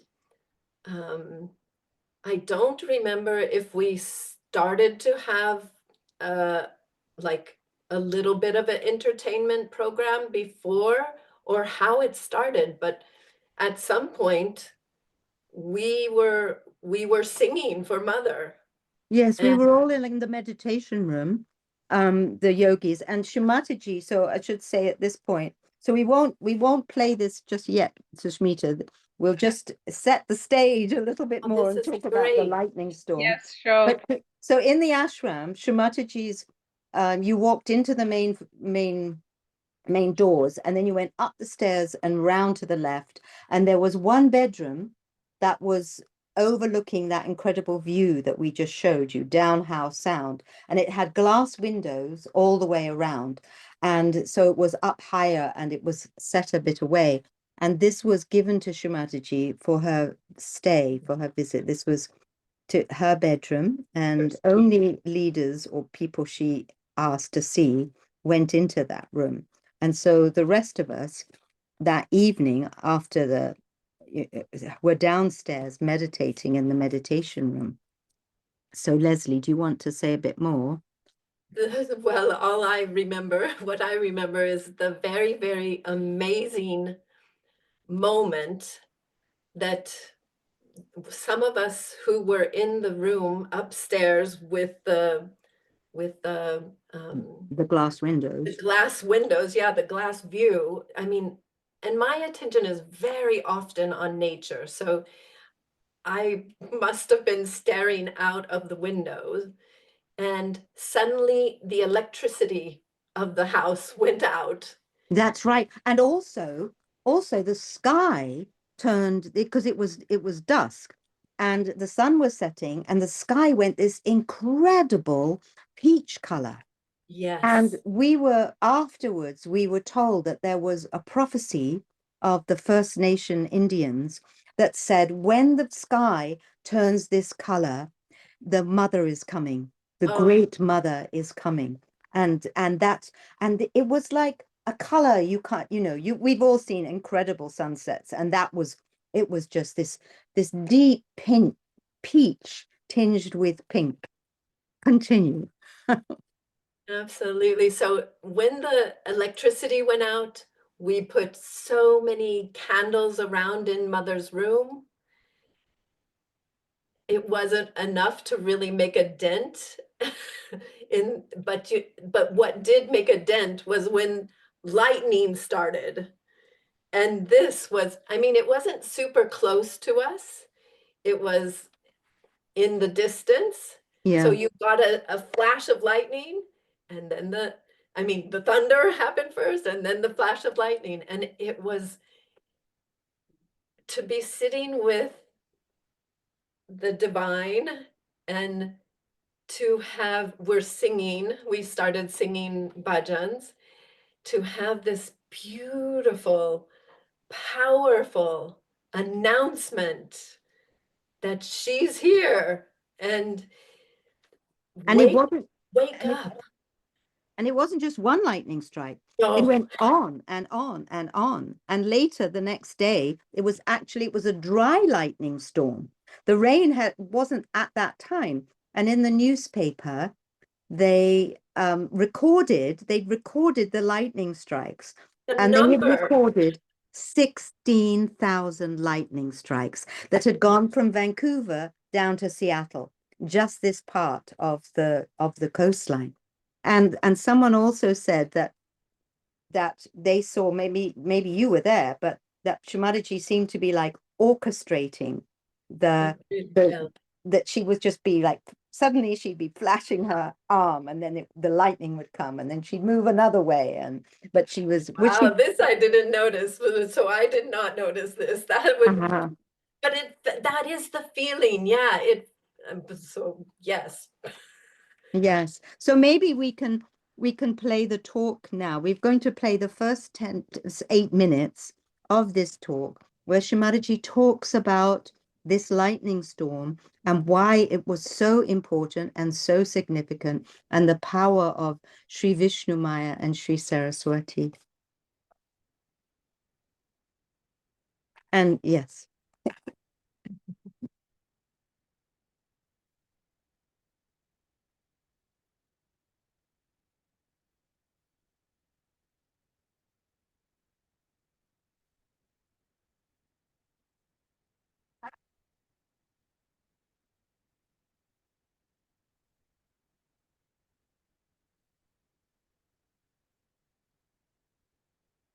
Sound, Sushmita.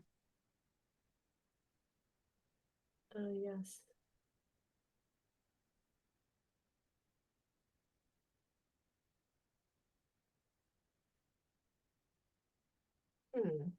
Oh, you have to share your audio, your computer's audio.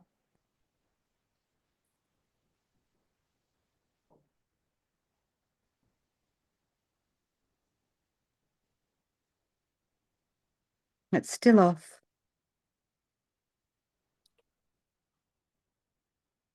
So inside of Zoom, I don't know if you have this.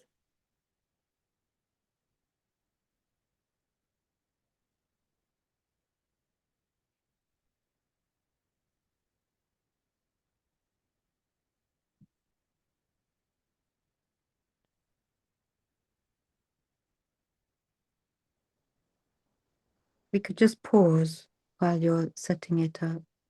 And I'll talk a little bit about the puja maybe while you're Yes. while you're going to. Yes, please do. And I'm trying to fix the audio. Well, Shri Mataji, please do. Okay. Yes.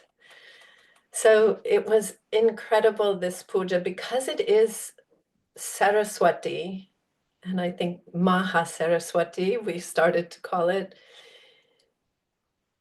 It has a very, very different feeling and a different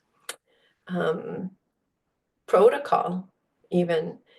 And for some reason, it was very clear that Mother would do all the instructing during this puja.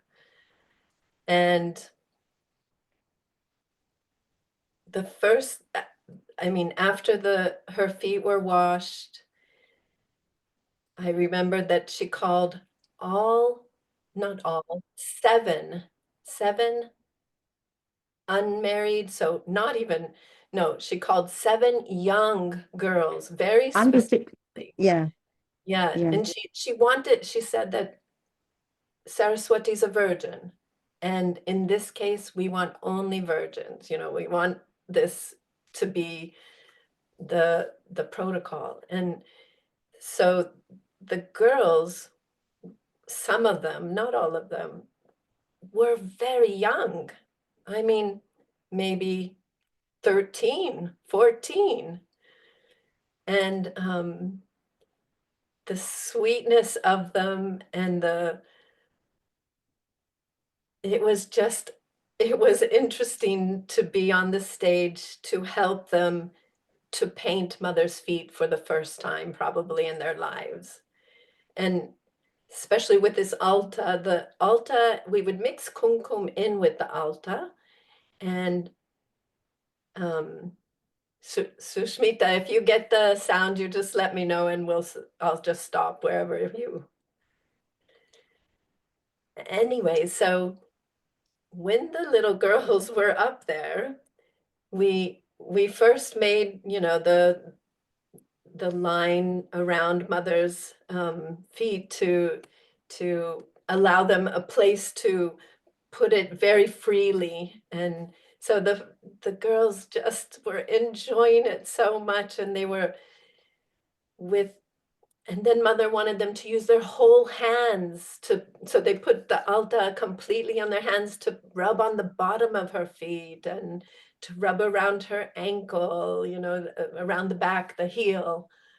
And so it was a whole, it took a long amount of time, because at first we were very delicate, and then it became more and more that we were involved. And I just remember it being so beautiful that I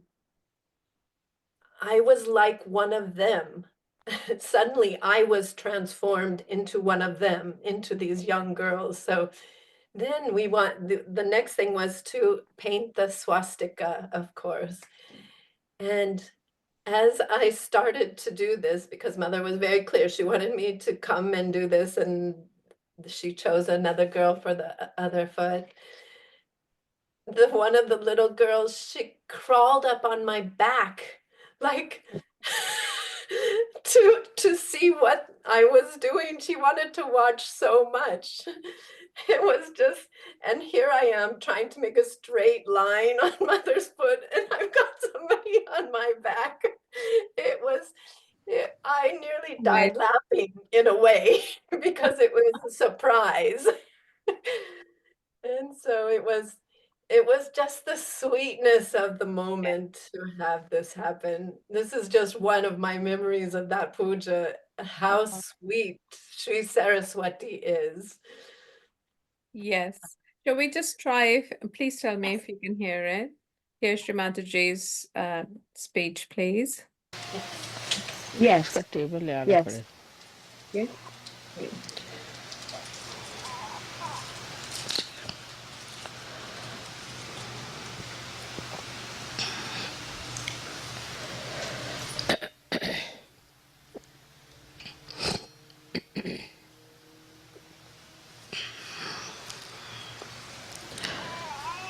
When they asked me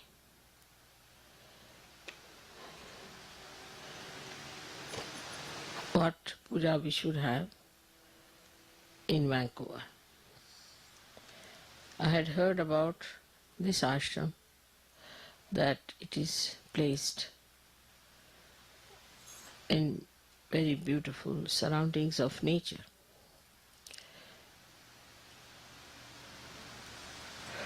And as nature is being created by the power of Saraswati, I thought best would be to have the puja of Saraswati here. Another thing is that when people live in nature, they become extremely creative. Their delicate feelings are preserved, and they are never in a rush, or they are not what we can call too much modernized, because nature soothes them down. So also the creativity of Saraswati adds to artists, and I knew that there must have been many artists in this country created since long.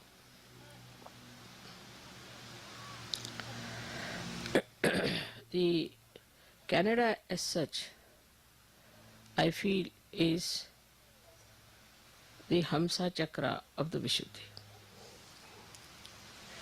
But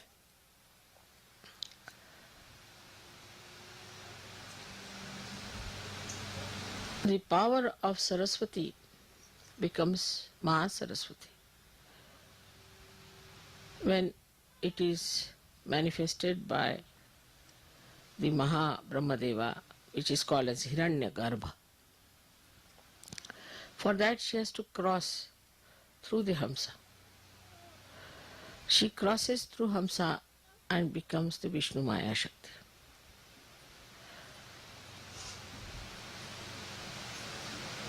I mean, she is the Vishnu Maya Shakti.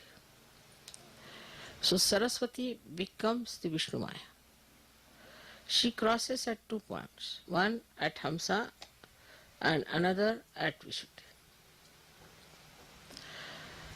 So she is the sister of Shri Krishna. So Saraswati was born as the sister of Shri Krishna, and when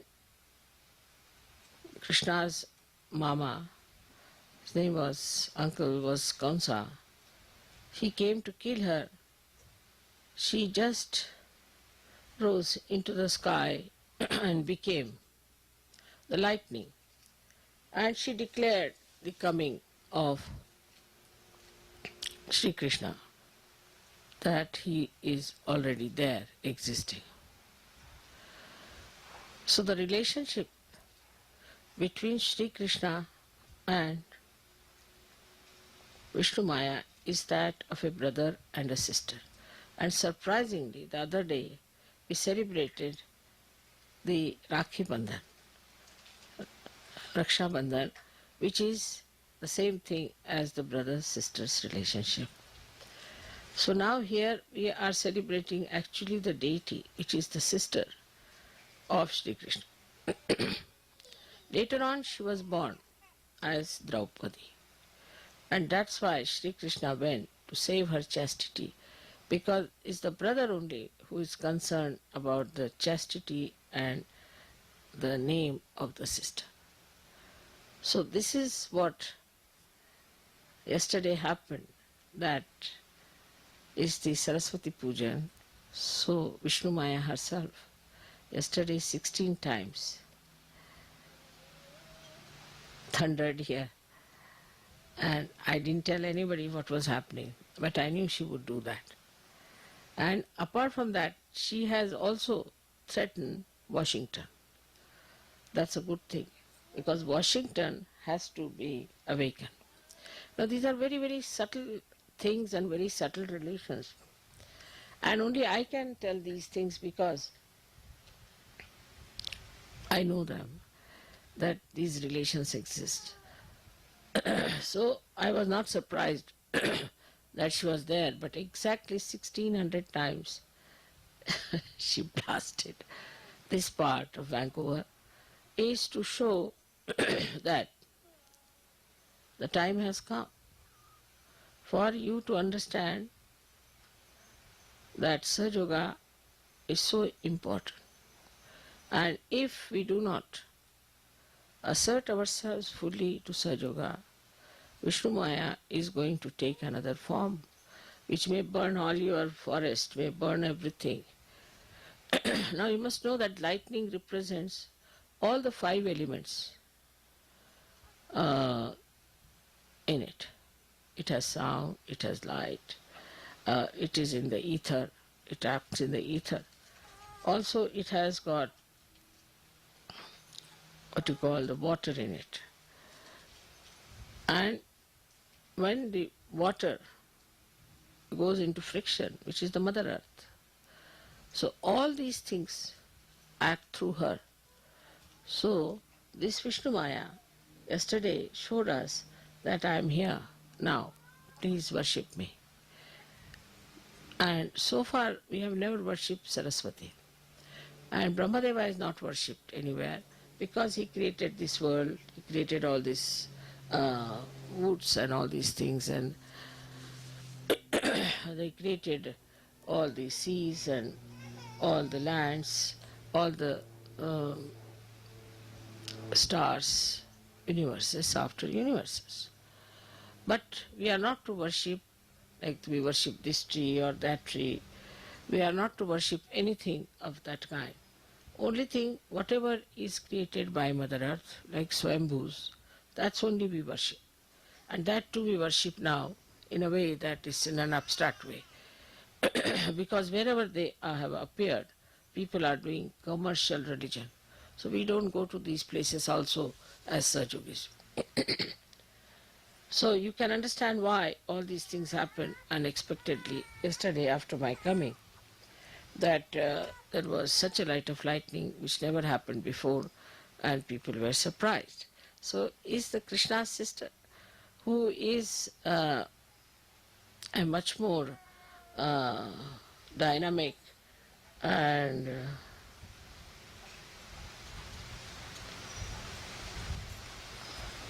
ज्वलंतला English मध्ये काय शब्द ज्वलंत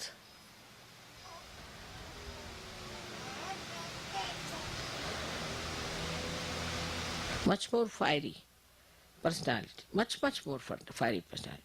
Sri Krishna's essence is that he is a his sweetness, his madhurya, is his capacity, and Radha is the Ahladadaini Shakti, means the one which gives you that joy, which creates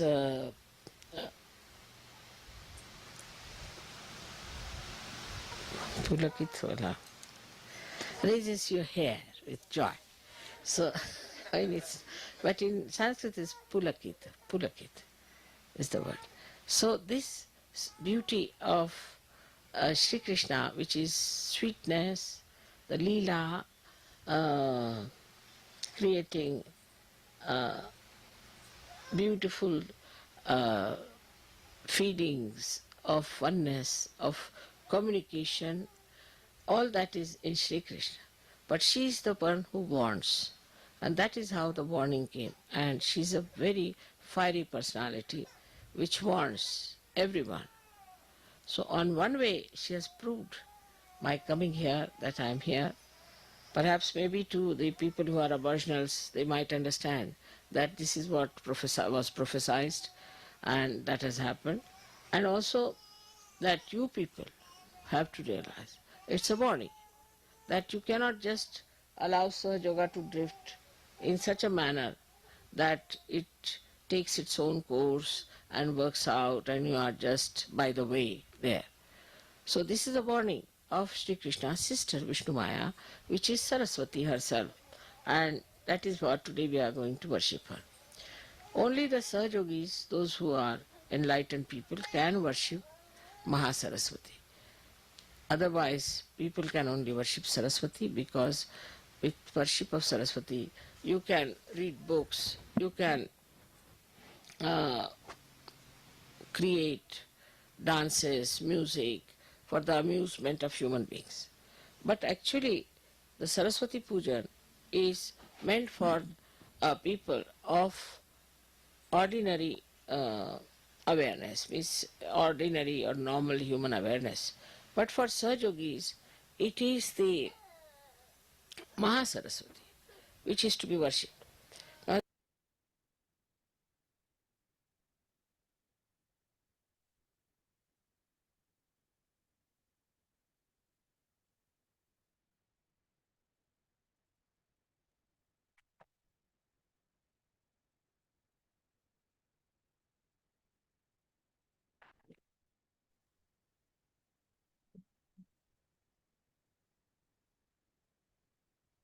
Thank you, Shri Mataji. It's just, Shri Mataji just beautifully told us everything that Leslie and Felicity, you two have been talking about in that puja. I remember she said that Vishnu Maya had come to awaken Sri Krishna, that he was sleeping in the land of North America, and she'd come to tell him to wake up. You have to act now. And Washington State, when Mother talks about Washington, because from below Vancouver in Canada is Seattle in the state of Washington. So not Washington, D.C., but the state of Washington Oh, on the coast. thank you for clarifying that. Because yes, I was one Yeah. was thinking Washington DC. I know, we should have said before. And it was a big thing. It was reported in all the newspapers. And I think Mother said 1600. I couldn't remember if it was 1600 sounds. And each lightning strike was recorded and dry, no rain. It's really. And then she goes on in the talk to say how she felt that we have to change the way we speak to the Americans, that we have to be fiery, that the sweetness doesn't work on them, and that we have to change the way. So, Wow. And so later in the puja, after the puja, there were some presents well, that I just wondered, Leslie said she might have some other stories about actually please. being, because the stage was very small. It was a small tent. There was only about 40 yogis, and the children were very present. Mother had them, they sat in the front, up in the front together, looking at the stage. And if you watch how when they come up to wash her feet, it's very sweet. They're very young. And they had the girls, Fatima and Shreya, had, and some other girls had a big basket of flowers. And before Mother came out of the house, they had walked in front of her and scattered these flowers to lead her onto the stage. So I felt maybe, Leslie, it was a different, it was quite a small, intimate, it was very intimate puja. Was very intimate. And what I remember is that Mother, like when we were going to put the toe rings on her, she held them and distributed them to the The ladies. ladies. And it was ladies, yes. Oh, actually, no, it was the young girls. So these young 13, 14, I don't know, young girls, there were 7 of them that she had asked for, and they put the toe rings on Mother. And that was also something very new for them, because Yeah. and so they didn't know how to open it so it would fit on her toes, and they couldn't close it because they didn't want to, pinch her toe. So, oh yes, oh, this is nice to see a photograph. Oh Or yes, so this is in the pendle. So this is the night before. You could just ah, saw like flashes of storm coming, and you can see how small the stage was. yes. We're just at the beginning where Oh, it looks like the decorations are just being done. yes, you're showing the beginning of the actual puja. Look, see, the little girls are pointing.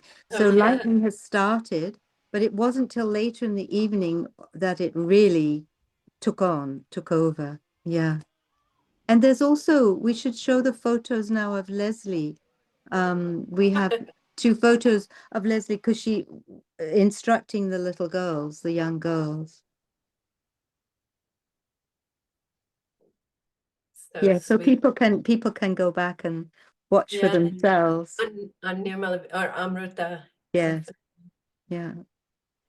But one of the things about this puja um, was Mother was the director completely. Like in many pujas, the things are being done and she watches and maybe she might make some change or suggestion or say something, but mostly she was accepting our offerings. This one, she was very, very directive. And at the point when it was time for the arti, she actually told me to get off the stage and go down and play the harmonium. So I mean, she had me like running, like coming around this point. Yeah, this is a picture when the girls are there. You see the forest behind. It's such a lovely picture, Leslie. I took this off the video. I was trying to show, I think there's 2 pictures, so there's Very, very amazing, Felicity, to see. yeah, I yeah, forget. I know. And there's another one where you can actually see Mother's feet, that you're clinging onto Mother's feet. Yes, Oh, there's we're just starting. Yes. yeah.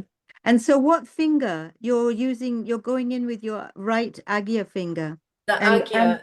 and this is something that we've don't often tell people is that, Too. especially in those days, we always held the arm. Yes. Maybe It was Sukamita can, it was a full offering because we were offering with both our hands. Like if you don't have both your hands involved, it's not, I mean, Oh, this is the concept, of course. By the end of the painting Mother's feet, we were using our entire hands to paint everywhere. We were completely red. because you painted the underneath as well this time. Yes, yes. It was a full paint. And she would just put her feet up so you Well, it this could time indicate. she didn't put her feet up like this, but she put her feet off the ground. So she So pulled you them up. knew. Yeah. So you knew to paint underneath. Yeah, she actually directed. She said, she said, do it Paint underneath. underneath. Paint Yeah, underneath. very, very clearly. And so as the puja went on and we offered the oti, the ladies offered the oti. And the oti is the So coconut the and the oti, yes, the oti is when you are offering for fertility, basically. It's an offering of our desire to be fruitful.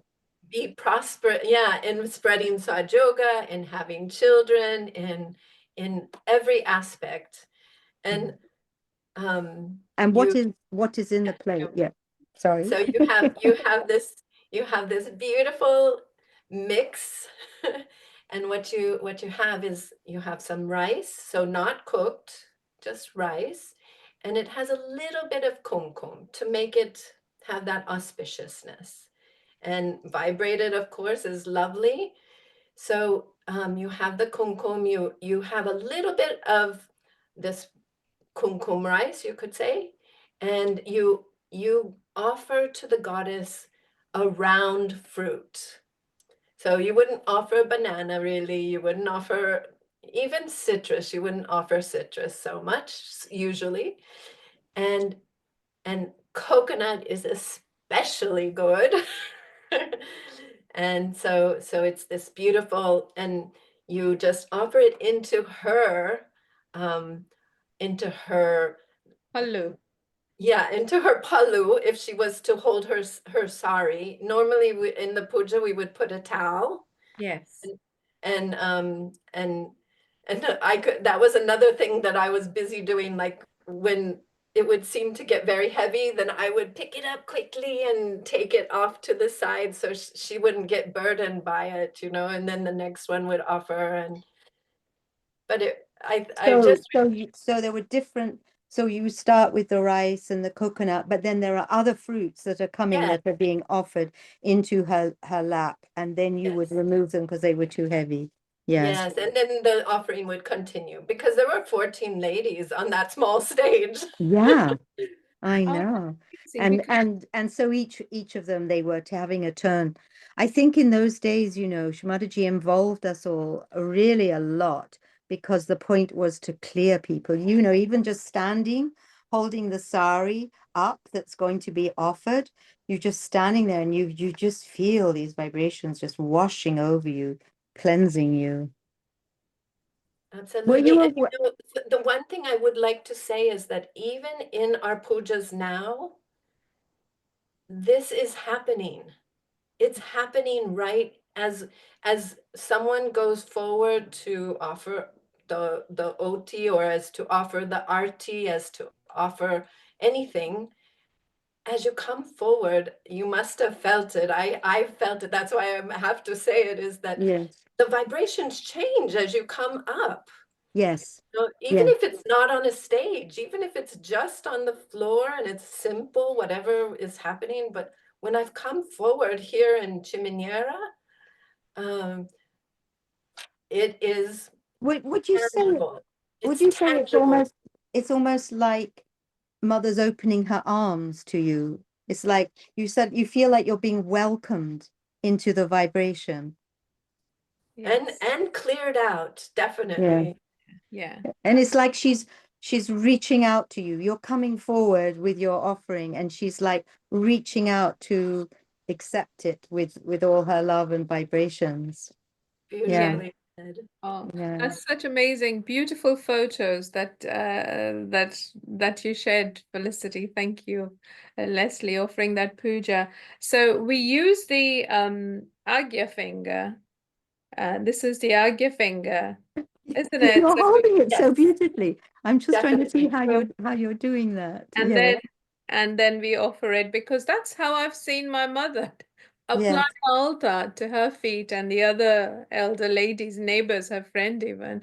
But that's how we do it to Shri Mataji, delicately, nicely. And we hold the other hand as a mark of respect. Anything that we give and we offer, we do it with one hand and the other hand And hold. the whole being, the So whole being. yeah, Yeah. the whole being. So we use the Yeah. right hand and the left hand is holding the right hand to for the goddess to accept the offering, or if in families otherwise to elders to give anything basically. So that is important. It's certainly something that we did always, especially for puja and mother in auspicious occasions. Like even if you were making after the prasad, you make a plate for Yeah. mother, and if you went to offer it to the altar, you would do that. It's something that I think has been forgotten a little some places, but it's good to be remembered of that. Yeah.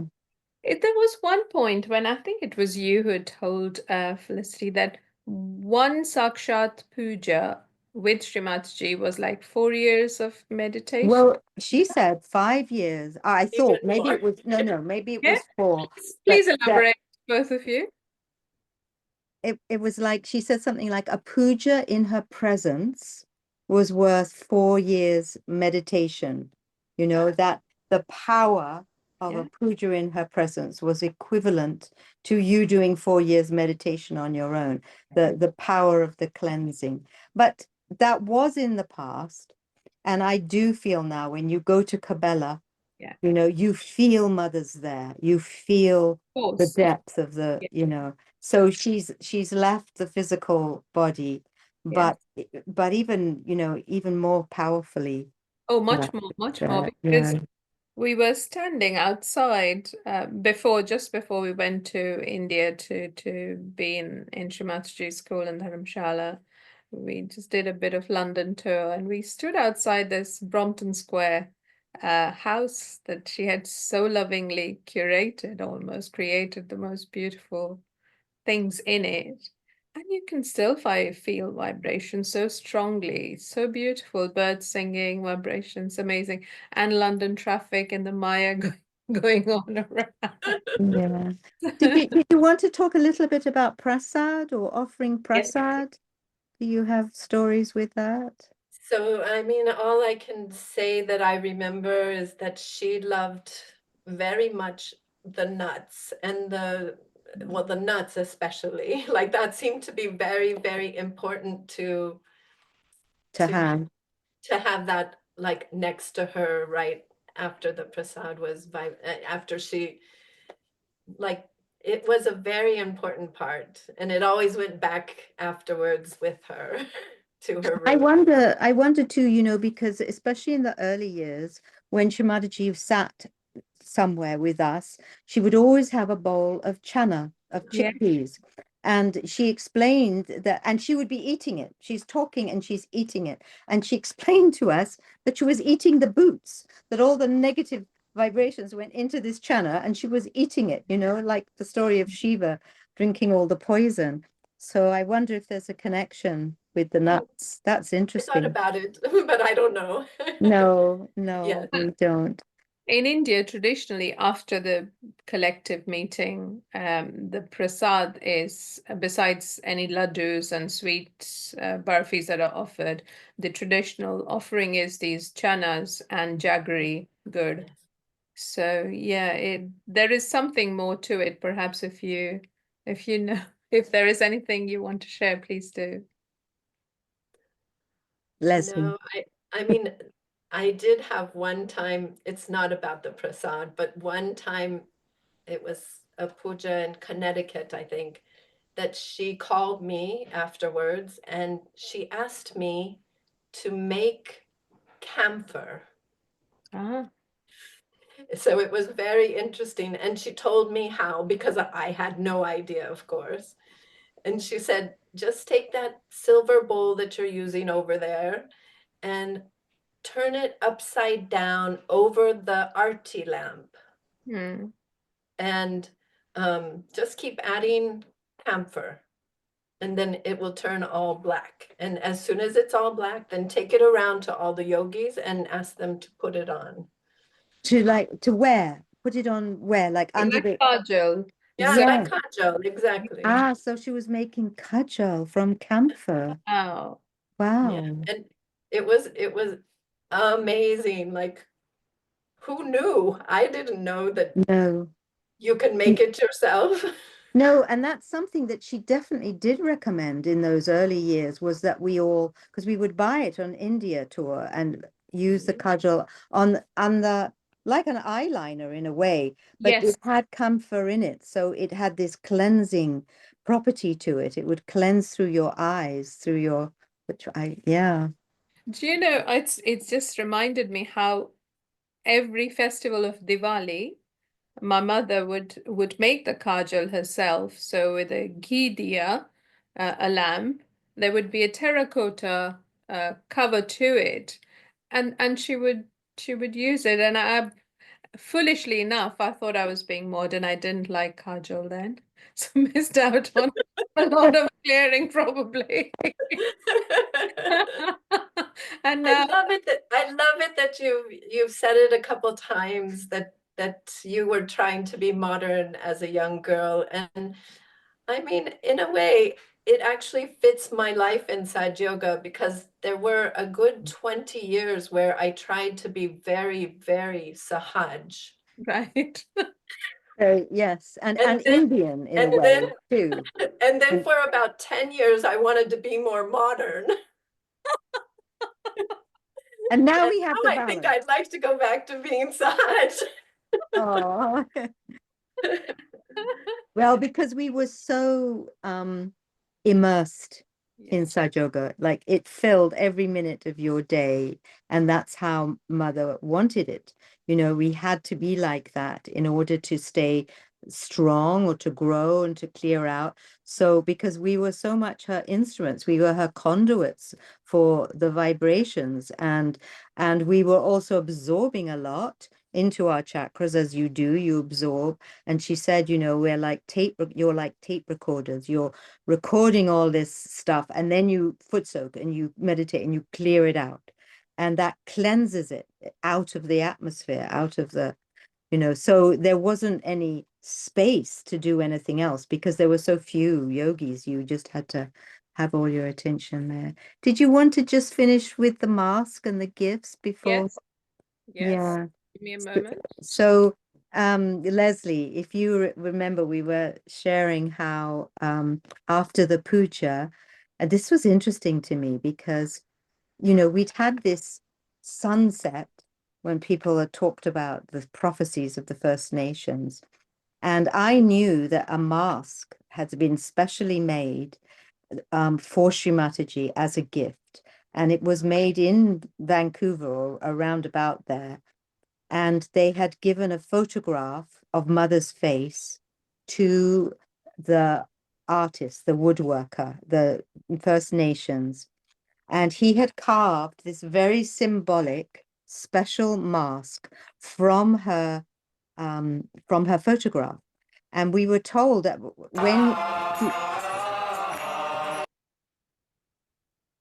I sent you the actual photo. And so it's the American Indians, right? Do you know the tribe by chance? No. I can't remember because they're the ones that were I mean, there's quite a few in Vancouver, but yes, no, they do talk about it in the so if you watch the third part, the black and white part, I think somehow they ran out of video tape because Yes. suddenly it stops before they even get to Artie in the colored version. And then you go down and there's this black and white version, and it's been edited. There's an hour more, but you've got a bit of washing Mother's feet, you've got the arti, and then you go into the gift giving. and there's a collective gift given first, and then this mask is offered. And mother, so when they offer the mask on the video, you'll hear they explain all the symbolism and the details. And I didn't quite hear that, but I did know that he does explain a lot. And he says that the person, I'm not getting this quite right, but it gives you a sense. The person, so this mask is crafted on the dimensions of Shri Mataji's face from her photograph. And when he saw the photograph, he was very, I don't like to use the word excited, but he recognized, he said, this is a very auspicious, this is a very special face. The dimensions, the way mother's, I can't think how you say it, but they're like the measurements of mother's face are very special. And he said, and then they explain that this is a very powerful mask. So this mask is made to express the power of the person it represents. And when I was listening to the video, it was something like there's a hole at the back and it fills up with the power, the spirit of the person of this, of whom the mask represents. And then they also said, and you can see mother smiling, she was quite pleased with all of this. And then they said that when it said you have to turn it like horizontally, like she's holding, it has to be turned like 3 or 4 times and then placed on the shelf out facing outwards, and then the power will be released, will come out. And after this was offered, I was surprised to see so many of the leaders from around America, of the different states, come up with First Nations gifts. Like I'm pretty sure that Phil Trumbo brought something from the Hopi Nation. What you share what you remember. No, I don't remember, but I'm sure that this You is were true. probably busy at the back there. And well, we were busy making lists of who brought what and where it came from and where it was going and details. yeah, And that was a very important. That was a very important part of the gift giving, wasn't it? That everything was recorded. Yes, you needed more lists, lots of lists. Yes, so every present had its background, and I just wanted to add at the end. So it was interesting how we felt Shri Mataji had, her attention had gone on the First Nations, not just in BC, but it also through these gifts that were being offered as representation from the different tribes. Like there definitely was a beautiful kind of terracotta vase that had come from the Hopis or the Navajos, and I was kind of like, oh wow, look, nearly everyone has got something that represents the nations, First Nations in their from where they're from. And I had been very aware when I'd come from London of how invisible. So I came in 82 and this puja was in 1990. And sometimes I saw native Indians on buses, and it seemed to me that they were almost not there. They seemed invisible. They weren't part of the culture. They weren't part of, the Canadian culture at all. And I really felt, in my heart that they were struggling. They were struggling on their reservations with alcohol addiction, drug addiction, all introduced by the white people, and Absolutely. they were struggling to get their children through education so that they could actually help them, and after this puja, I felt something change. I felt vibrationally that the left Shuddhi had lifted. I felt that feeling the guilt of what had been done to them was partially lifted. And I noticed in Vancouver after that, things started to change. I would see reports in the newspapers about schools that they had started within their language, how they finally some people managed to qualify as lawyers, so they had people who could fight for them. And then it became, they had So in Canada, they have many First Nations all over different. I don't like the word tribe. I can't think of the proper word, across Canada, and each one elected a chief who then took part on a council that was separate from the Canadian government, but they had one person from this council who would actually, nowadays anyway, is part of it's much more integrated now. But I noticed that suddenly they were getting visibility in the newspapers. And we were hearing these good stories about how they were starting to be able to take care of their communities and help. And I really felt this puja mother unlocked something. She opened something up. And it was interesting because she talked about Canada being the Hamsa chakra. And I always noticed, I felt like when we would go down to the States for many years, not now, the First Nations were still the invisible people down there. And it felt like we were a bit ahead of the time in Canada. And she had said at one point that things would work out in America through Canada. It's because of this, I think, being the Hamsa, the discretion and pure discrimination it had. So it was just a really, I mean, that's why I really wanted to have this opportunity to share with you because you were there. And I felt on so many different levels that so many things worked out, through this puja. And we just cannot underestimate the power of the divine to work her blessings, through these pujas. So that was my take. But So beautiful. I mean, it must have been special for you after this puja because you were so directly involved and then going back to LA. No, this was,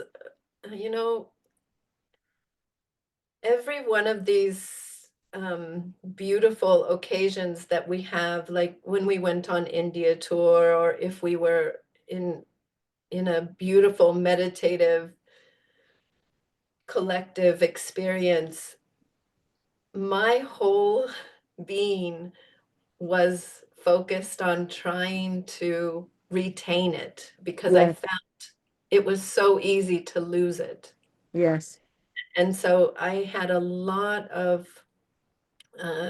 desire and attention to keeping any part of those experiences with me.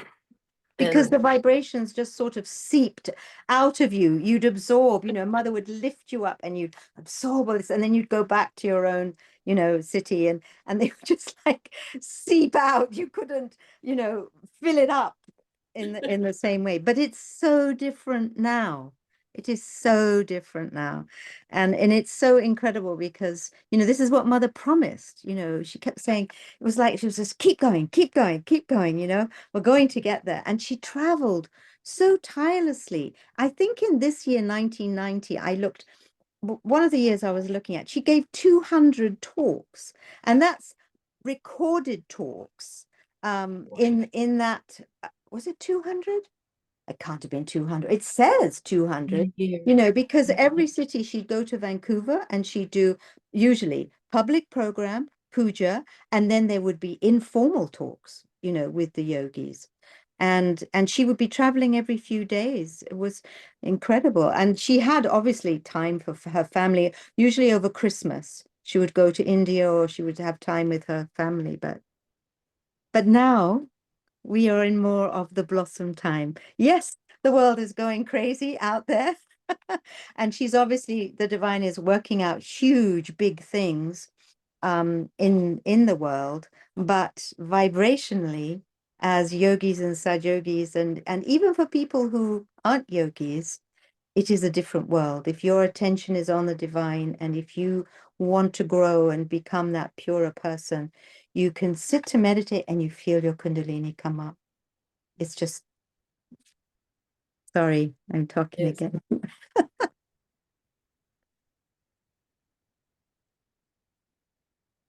And you are now in Cabela. Oh, you know Yeah. what?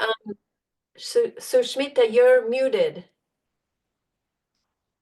Oh, thanks. Sorry. I wanted to ask just a small question. In those days, you were juggling new families being, established in Sajogini and traveling to be with Shri Mataji, doing so many roles. Is there anything that you think you could share for the younger yoginis here who are sort of now getting into that phase of life where they're thinking of marriage or they're married and there's young families, and yet there is these other things to just go along and take everything together? Well, Leslie, you were working full time in America. I mean, that was a huge vibrational thing to take on, and living in an ashram with all the, duties of cooking and sharing. I don't know what I would suggest or say, but I mean, definitely your morning meditation it's so practical, but it's so important. It sets up everything that happens to you the rest of the day. And so without fail, to keep that very, very steady as you try to balance everything else, because it's what a time they're growing up in, what a time that they're living in. And I mean, the pressures are incredible at this point. What I can feel is that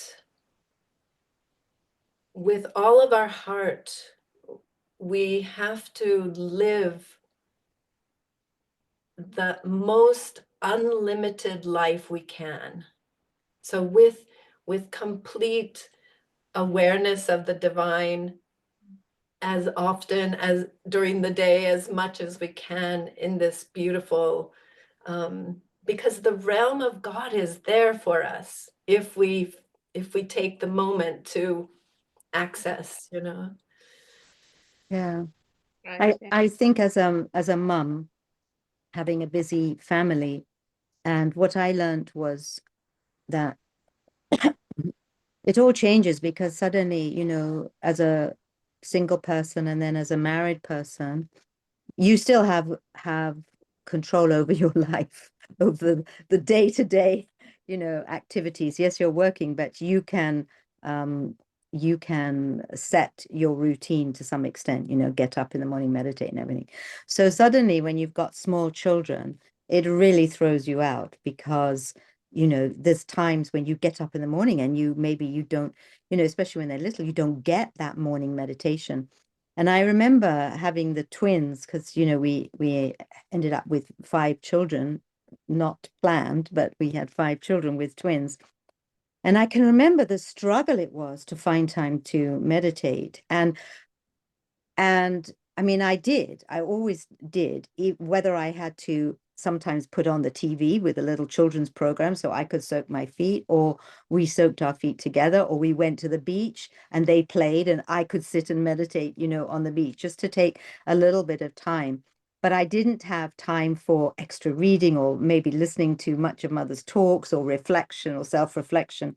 And I remember this was bothering me. I felt like, how am I going to grow? I don't have any of this time to put into this. And then after a few months, I can remember suddenly feeling like, oh, that's changed for me. Like something had changed within me in a positive way. And I hadn't had to do anything about it. All I'd done was make sure I had like my 10-minute meditation in the morning, and hopefully a meditation at night. And that's all I'd done. And of course, been with the children, but the growth had happened naturally. And also when I was teaching, I found it really hard when I was teaching music, because I had back-to-back classes, and you finish one class, you have to set up for the next. And every day for quite some time, I'd come home and I'd think, I forgot I was a Sajogi. I didn't think about being a Sajogi. And, this made me feel not very good. And I'd say in the morning, now I'm going to work, I must try to remember I'm a Sajogi. And then one day I went into the office to speak to the secretary, and she suddenly said to me, oh, I see you give meditation programs. And I thought, and I said, oh, yes. And I'd never actually talked about it in this school. We hadn't quite reached that point where I was able to be vocal about it. And there came a time when Shri Mataji said, go out and talk to everyone about it, but it hadn't got to that, about Saj Yoga, it hadn't got to that point. And I thought, and I said to her, yes, I do. We have programs, every week on Wednesday. If you'd like to come, you're most welcome. And then I said, how did you know that? And she said, oh, one of your emails came through and it said about meditation programs at the bottom. And I thought, I have never, ever put that on an email.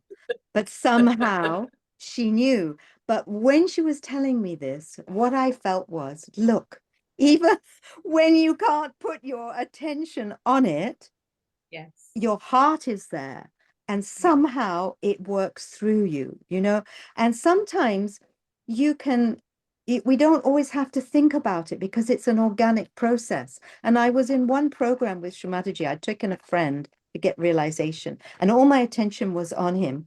And I was feeling very much in the present moment, very much there, wanting him to get it. And we went up to Shri Mataji and she spoke to him. And then as we came away, someone said to me, Felicity, you're so cool. There's so much vibrations coming from you. And I was completely unaware of it. So sometimes we can be deep in that moment and the vibrations are really flowing through us because our heart is open, a mother is working through us, and we're not aware of it. So I think that's important, to not beat ourselves up. We are doing the best we can.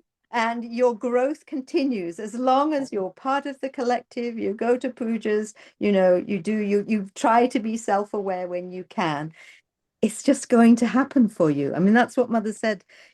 Someone asked her, one of the early yogis, oh, will this yogini be all right? And Mother said, if she sticks with it, she'll be fine.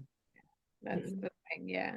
So it's really beautiful to to have this conversation. I think while we'd like to carry on, we perhaps should conclude I feel like we and talked for regroup. hours. Regroup. Days. But it's really, yes, actually, it's amazing how we started with your journey in the in the early 80s, where there was no no internet, no GPS, no mobile phones for that matter, and only pay phones. And then we conclude with your story of an email, which Yes. Divine sent to the school, which is perhaps in the 90s, mid 90s, I would imagine.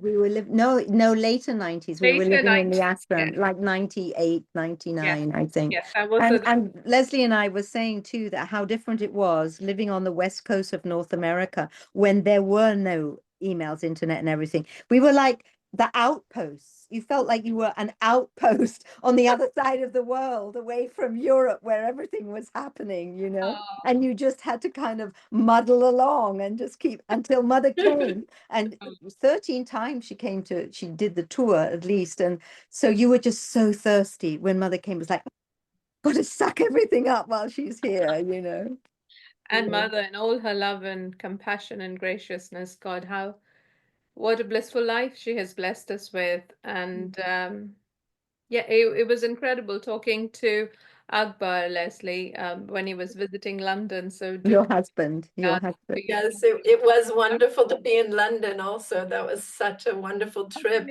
You were there.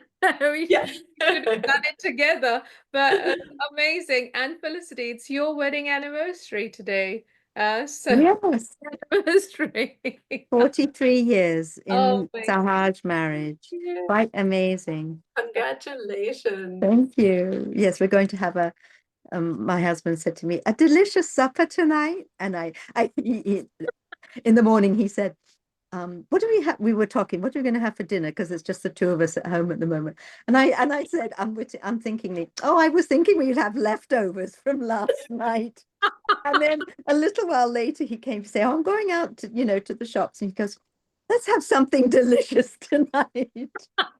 So I said, yes, you're right. We should, Anyway. It's funny. Oh, so amazing. And what an incredible moment that you've joined us from Cabela, being you know, an American, and Felicity from Devon, which is heaven. Oh, and And so much and- time that we spent in Canada too. So exactly. And how Shri just says, pulled us all in a string of pearls, isn't it? Through time, Yes. through countries, through continents, and everything else. And yet it's her love that brings us all together. So thank you, Shri Mataji, first and foremost and forever. Thank you, Leslie, for joining us from Cabela. Thank you so much, Felicity, and thank you, for joining Sushmita. us in Devon. And we conclude today's session. Thank you again and again, Shri Mataji. Jai Shri Okay. Mataji. Shri Mataji.